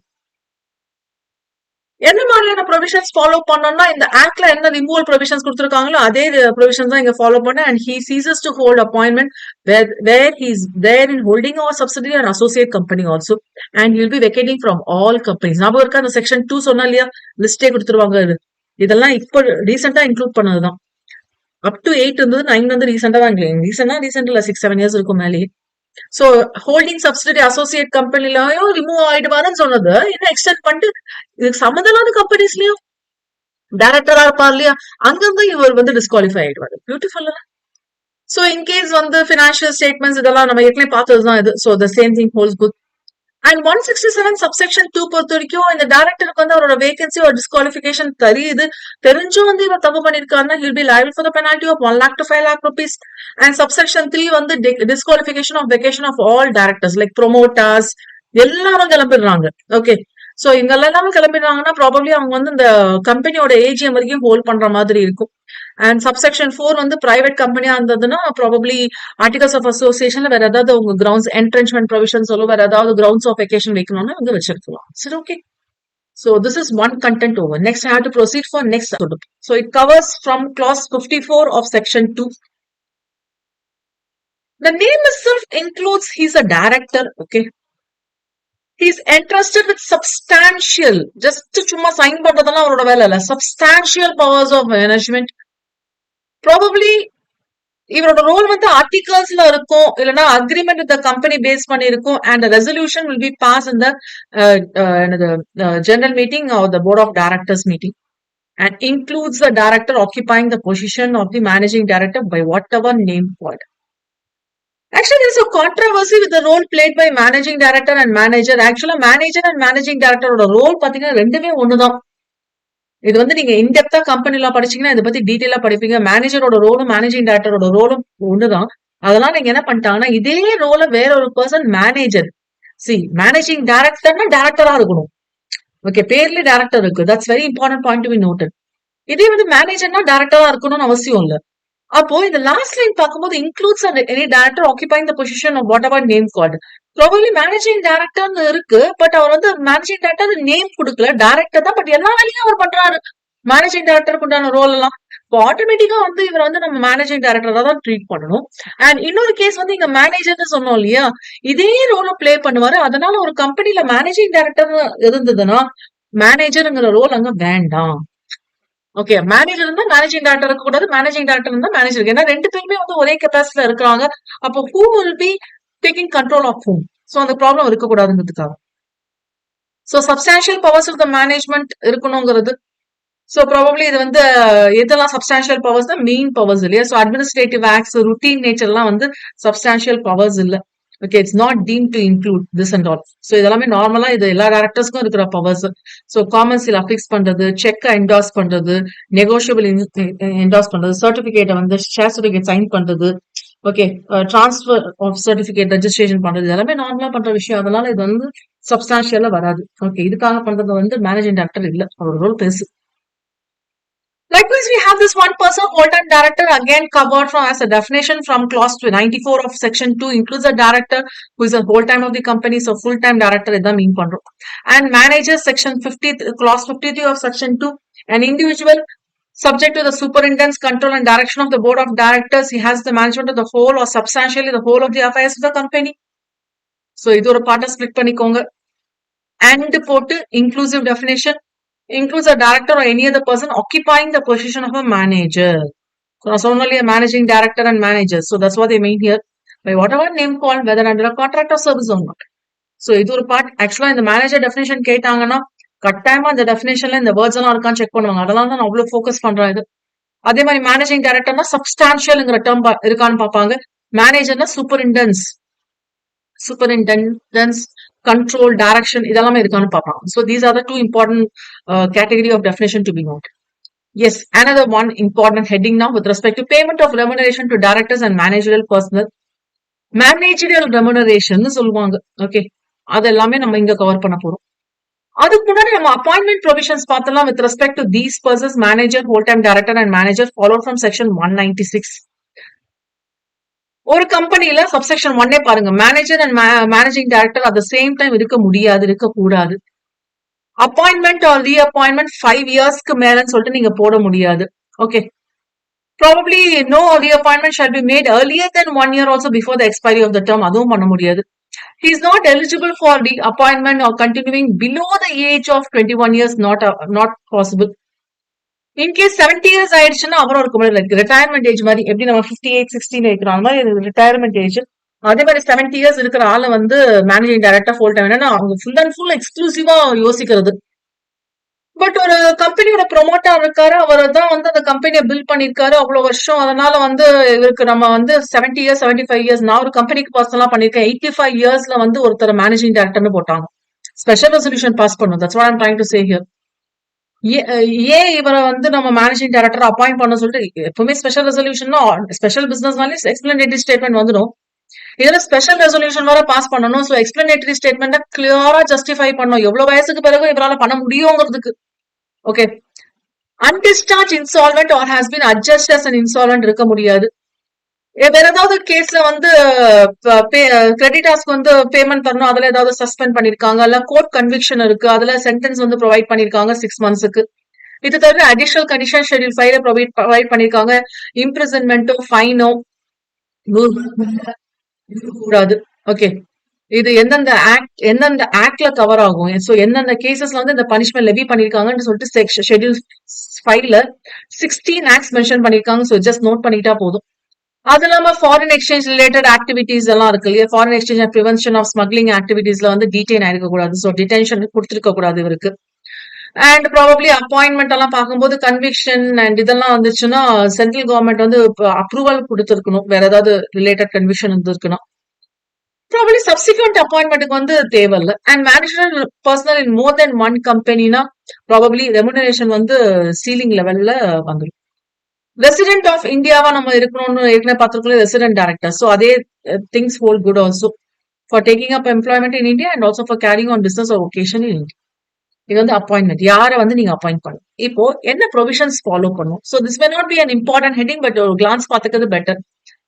Section 197 and schedule 5 follow பண்ண இதுக்குண்டான terms and conditions வந்து provide பண்ணும்போது இதெல்லாமே board of directors approve பண்ணணும்னு சொல்லியிருக்காங்க.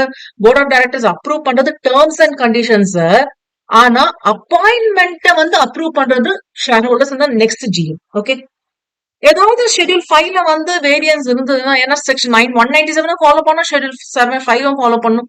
இதுல ஏதாவது variance இருந்துச்சுன்னா central government கிட்ட இருந்து நீங்க அப்ரூவல் வாங்கணும். அது இல்லாம PM notice and general meeting notice எல்லாமே எல்லாத்துலயும் வந்து நோட்டீஸ்ல எல்லாமே டேர்ம்ஸ் அண்ட் கண்டிஷன்ஸ் இருக்கணும். அதுக்கு எவ்வளவு ரெமுனரேஷன், என்ன ரிலேட்டட் இன்ட்ரெஸ்ட்காக அவரை வந்து இன்க்ளூட் பண்றீங்க. எப்படி நம்ம வந்து எம்ஜிடி 14 ஃபார்ம், டிஐஆர் 12, 13 எல்லாம் வருது, அதே மாதிரி வந்து இங்க MR form, MRS form manager ரெமுனரேஷனுக்காக வித்தின் 60 days ஆஃப் அப்பாயின்மெண்ட் எல்லா டீடைல்ஸும் ப்ரொவைட் பண்ற மாதிரி இருக்கும். Is it okay? Now go for appointment of key managerial person follows from section 203. Before going for key managerial person, you need to know who is a KMP, follows from subsection 1. So the following whole-time director can be a KMP. Managing director, CEO, manager, and in the absence of whole-time directors, company secretary is a KMP, whole-time company secretary, and the CFO. இது வந்து listed company, கட்டாயமா ஒரு KMP இருக்கணும். It's mandatory to have a KMP. Public company which is having a paid up share capital greater than or equal to 10 crores will have a KMP. Whole time company secretary எதுக்கு இருக்கணும்னு பாத்தீங்கன்னா 5 crores மேல paid up capital இருக்கிற case. So இது எல்லாமே mandatory case. Okay, so listed company மட்டும் சொல்லல, எல்லா கம்பெனிக்கும் more than 5 crores paid up capital வந்துச்சுணும். Prohibition, chairperson as well as managing director and CEO at the same time இருக்கக்கூடாது. சேர்பர்சன், ஓகே, சேர்பர்சன் மேனேஜிங் டைரக்டராவோ சிஇஓவோ 2 பர்சனாவே அவரா இருக்கக்கூடாது. சரி, அப்பாயிண்ட் பண்ணலாமா? ஆர்டிகல்ஸ் ஆஃப் அசோசியேஷன்ல சொல்லியிருந்தா அப்பாயிண்ட் பண்ணலாம். Multiple business of the company இருக்கும்போது appoint பண்ணலாம்.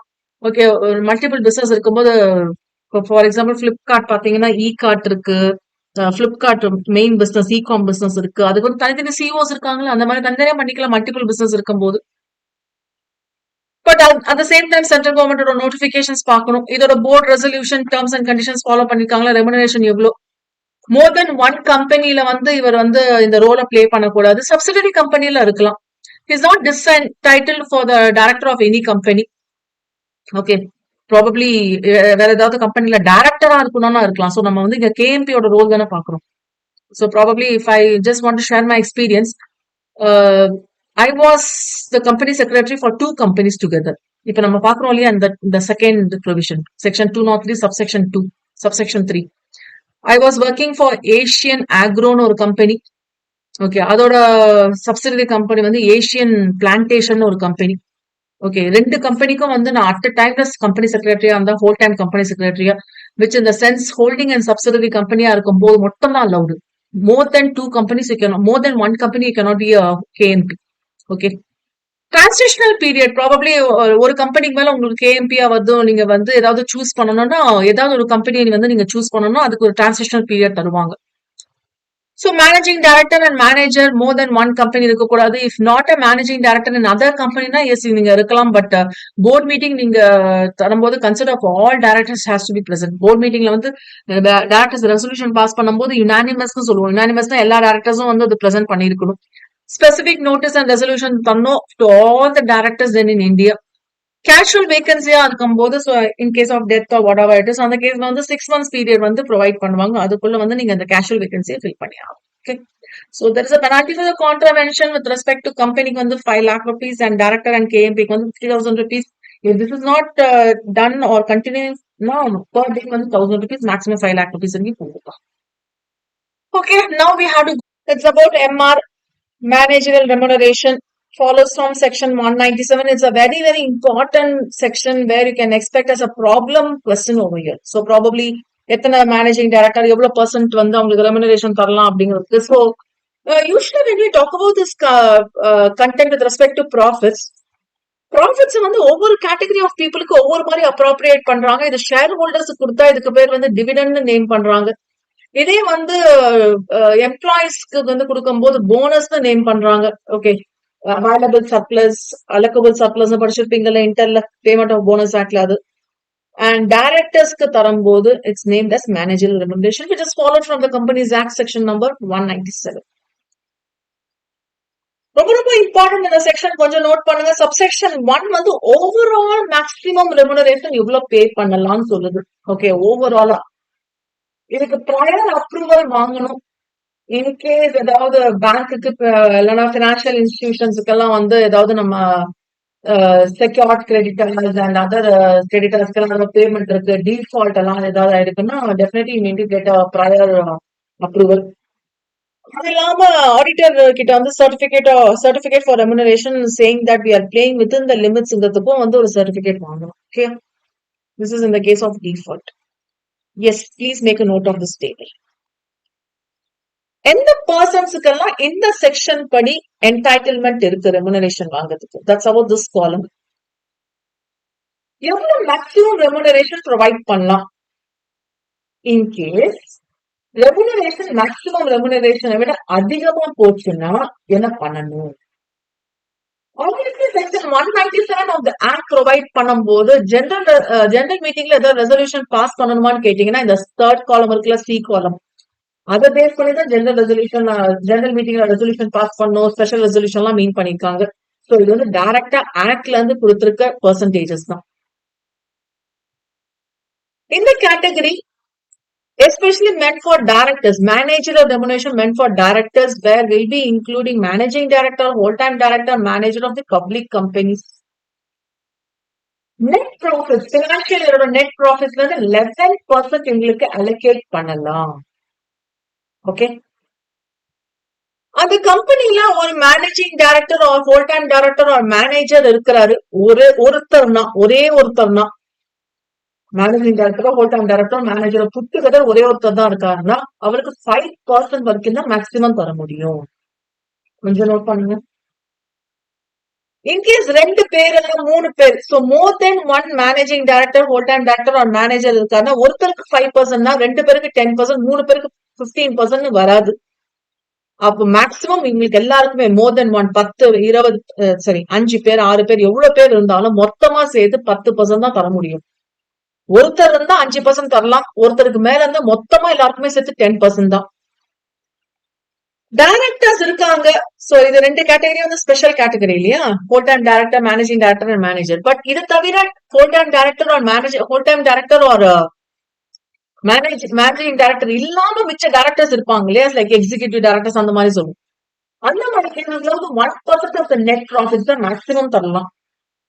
If there is please make a note, if there is a managing director or whole-time director, இப்போ இந்த கேஸ் பாக்குறோம்ல, டோட்டலா 11%, இது 10% போயிடுச்சுன்னா 11% மேக்ஸிமம் 1% தான் இருக்கு. இன்கேஸ் வந்து managing director or whole time director இல்லைன்னா 11%. Okay, so you can please make a note, it's a small correction, 11% தரும்.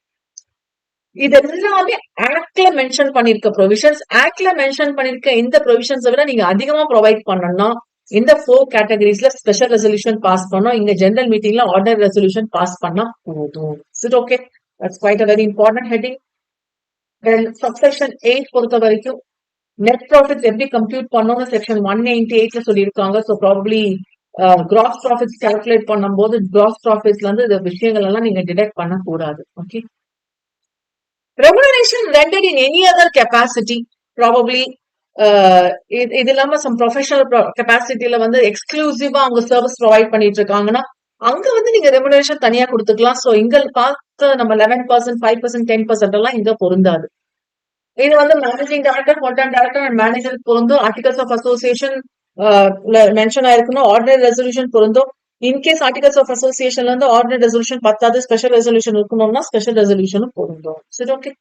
And include service rendered by him in any other capacity also, but professional nature இல்லைன்னா nomination remuneration கமிட்டில வந்து இவருக்கு வந்து probably requisite இது இருக்கு, அதனால இருக்கிறது அந்த மாதிரி சொன்னா, ஏன்னா ப்ராபப்ளி ஒரு கம்பெனி செக்ரட்டரி வந்து போர்ட்ல அப்பாயிண்ட் பண்றாங்க, இவர் வந்து ஒரு கன்சல்டிங்காக அப்பாயிண்ட் பண்ணிருக்காங்க, ஒரு டைரக்டரா கம்பெனி செக்ரட்டரி அப்பாயிண்ட் பண்ணலாம், ஒரு சிஎம்ஏவை அப்பாயிண்ட் பண்ணலாம், ஒரு சிஏவா அப்பாயிண்ட் பண்ணலாம் டைரக்டரா.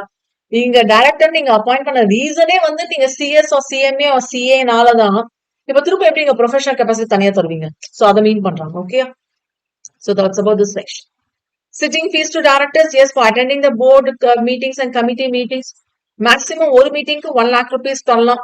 இது வந்து யாருக்கு பொருந்தோம்னு பாத்தீங்கன்னா independent directors and full time directors. But at same time உங்களோட சிட்டிங் ஃபீஸ் வந்து shall not be less than the sitting fees provided payable to other directors. So அவங்களை விட அதிகமா ப்ரொவைட் பண்ணலாங்கிறது. So இந்த பர்டிகுலர் செக்ஷன் வந்து சிட்டிங் ஃபீஸ் இப்ப நம்ம 197 எல்லாம் பாக்குறோம் இல்லையா, இதெல்லாம் இந்த சிட்டிங் ஃபீஸ் விட்டு நம்ம பாக்குறோம் நம்ம இந்த மேனேஜர் ரெமுனரேஷன் டிஸ்கஸ் பண்ணும்போது. இது தவிர different class of companies and for independent டைரக்டர்ஸ்க்கு வந்து டிஃப்ரெண்ட் ஃபீஸ் இருக்கலாம்ப்பா. ஸோ எல்லாருக்கும் ஒரே ஃபீஸ் இருக்கணும்னு அவசியம் இல்லை. அண்ட் மோட் ஆஃப் ரெமுனரேஷன் எப்படி தருவீங்கன்னா மந்த்லி கொடுக்கலாம், நெட் ப்ராஃபிட்ஸ்ல இருந்து ஸ்பெசிஃபைட் பர்சன்டேஜ் வரும்போது கொடுக்கலாம், இல்லை பார்ட்லி ஆஃப் போட் இப்படியும் ப்ரொவைட் பண்ணிக்கலாம். In case, please make a note, it's quite very important. No profits are inadequate now. No remuneration will be given, excluding probably for these persons, except as per following Schedule 5. In case கம்பெனினால வந்து Schedule 5 follow பண்ண முடியல, அப்ப central government கிட்ட இருந்து 3 years approval வாங்கணும். அப்போ Schedule 5 ஓட applicability பாத்தீங்கன்னா ப்ராபப்ளி எவ்வளவு நீங்க அமௌண்ட் இன்க்ரீஸ் பண்றீங்க அதை பேஸ் பண்ணிருக்கோம், இல்ல மெமரண்டம் அசோசியேஷன் ஆர்டிகல்ஸ் பேஸ் பண்ணி இருக்கும், அக்ரிமெண்ட் இல்லைன்னா போர்ட் மீட்டிங் அப்ரூவல் இல்லைன்னா approval of central government base பண்ணி இருக்கும், இதோட அப்ளிகபிலிட்டி பேஸ் பண்ணி. Is it okay? Next we'll go for remuneration of independent director. Yes, please make a note. He is not entitled to any stock option. As I was discussing this point earlier, independent director, he should not hold any shares of the company. அதுக்காக remuneration will be given by way only of sitting fees.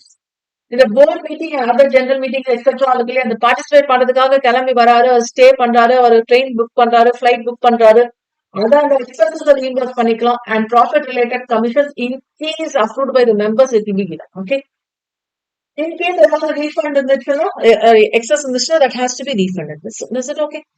And listed company பொறுத்த வரைக்கும் அவங்க board மீட்டிங்ல board ரெசல்யூஷன்ல disclose பண்ணணும் எவ்வளவு remuneration each and every director தராங்க. And median value, not the mean, arithmetic mean எல்லாம் median. Okay, median value என்ன provide பண்ணணும், மீடியம் ரெமுனரேஷன். ஸோ மீடியன் தெரியும் இல்லையா, 3 வேல்யூ இருக்குன்னா சென்டர் வேல்யூ, இன்கேஸ் 4 வேல்யூ இருக்குன்னா அந்த 2 வேல்யூக்கு ஆவரேஜ் போடுவாங்க. So this is X2 and X3ன்னு வச்சுக்கிறேன். அப்ப X2 X3 plus divided by 2 இந்த மாதிரி போடுறதுதான் மீடியன் வேல்யூ. ஸோ நீங்க படிச்சிருப்பீங்களா மீன் மீடியன் மோட், அதுதான். அது மட்டும் இல்லாம ஒரு ஸ்டேட்மெண்ட் இன்க்ளூட் பண்ணணும். இந்த லாஸ்ட் பினான்சியல் இயர்ல எம்ப்ளாய்மெண்ட்ல இருக்கும் போது எவ்வளவு அக்ரிகேட் ரெமுனரேஷன் வந்து அவங்க கெயின் பண்ணாங்க. அண்ட் அக்ரிகேட் ரெமுனரேஷன் வந்து 5 lakhsக்கு மேல போச்சுன்னா அந்த ரிலேட்டட் டீடைல்ஸ் நீங்க ப்ரொவைட் பண்ணும். அண்ட் அக்ரிகேட் ரெமுனரேஷன் ப்ராபப்ளி ஒரு சில பேர் வந்து பாத்தீங்கன்னா managing director, full time director, மேனேஜரை விட அதிகமா ரெமுனரேஷன் ட்ரா பண்ணுவாங்க. For example, I don't want to name the company. For one company what have did the audit, அதுல ஒரு engineer is a factory manufacturing related company. ஒரு என்ஜினியருக்கு வந்து பாத்தீங்கன்னா he gets per month 6 lakh. Per month 6 lakh அவரோட salary. He's an engineer, it's a very big company. I don't want to mention it. So நார்மலா managing டைரக்டருக்கு 2 லட்சம் ரூபாய் 3 லட்சம் ரூபாய் தான் ஒரு மாசத்துக்கு நான் பேசிட்டு இருக்கேன். இந்த என்ஜினியருக்கு வந்து 6 lakh rupees. ஸோ நம்ம நிறைய டைம்ல நம்ம வந்து சொல்லுவோம் இல்லையா, என்ஜினியர்னா என்னது ஐடில போய் உட்காந்துப்பாங்க அப்படின்னு இல்ல. Engineer has a very important role to be played in manufacturing sector. So for மாசத்துக்கு 6 lakh rupees, he is drawing remuneration above the other people like managing director and other managers. So okay. And holds 2% of equity shares along with the spouse and dependent children. So 2% மேல shares வச்சிட்டு இருக்காரு, dependent children and அவங்களெல்லாம் சேர்த்து அந்த மாதிரி கேசஸ்லயும் வந்து disclose பண்ணும். வேற என்ன பர்டிகுலர்ஸ்னா அவங்களோட ரெசிக்னேஷன், எவ்வளவு ரெமுனரேஷன் ரிசீவ் பண்றாங்க, nature of employment, qualification, experience, எப்பத்துல இருந்து எம்ப்ளாய்மெண்ட்ல இருக்காங்க, ஏஜ் அண்ட் லாஸ்ட் எம்ப்ளாய்மெண்ட் எங்க இருந்தாங்க, and how much of equity shares in percentage is holding, இந்த டீடைல்ஸ் எல்லாம் தர மாதிரி இருக்கும். And in case if is any relative of the director or manager or of the company somehow they are related, they have to be mentioning. And yes, insurance, KMP insurance நீங்க கேள்விப்பட்டிருப்பீங்க இல்லையா. So that's about this contents on அது line by line போகல. So in case of default, nil-season, breach of duty, so on the time வந்து insure பண்றது தான் இது. So I'm just leaving this up to you. Let me go for receiving commission. No director shall not be disqualified. Okay, for receiving any remuneration or commission, probably holding and subsidiary company also included. And if you going for this contravention, yes, there is a fine for 1 lakh rupees and company வந்து 5 lakh. Yes. So this is one content done for. So this is all related to section 197. 197 is completely dealing in detail with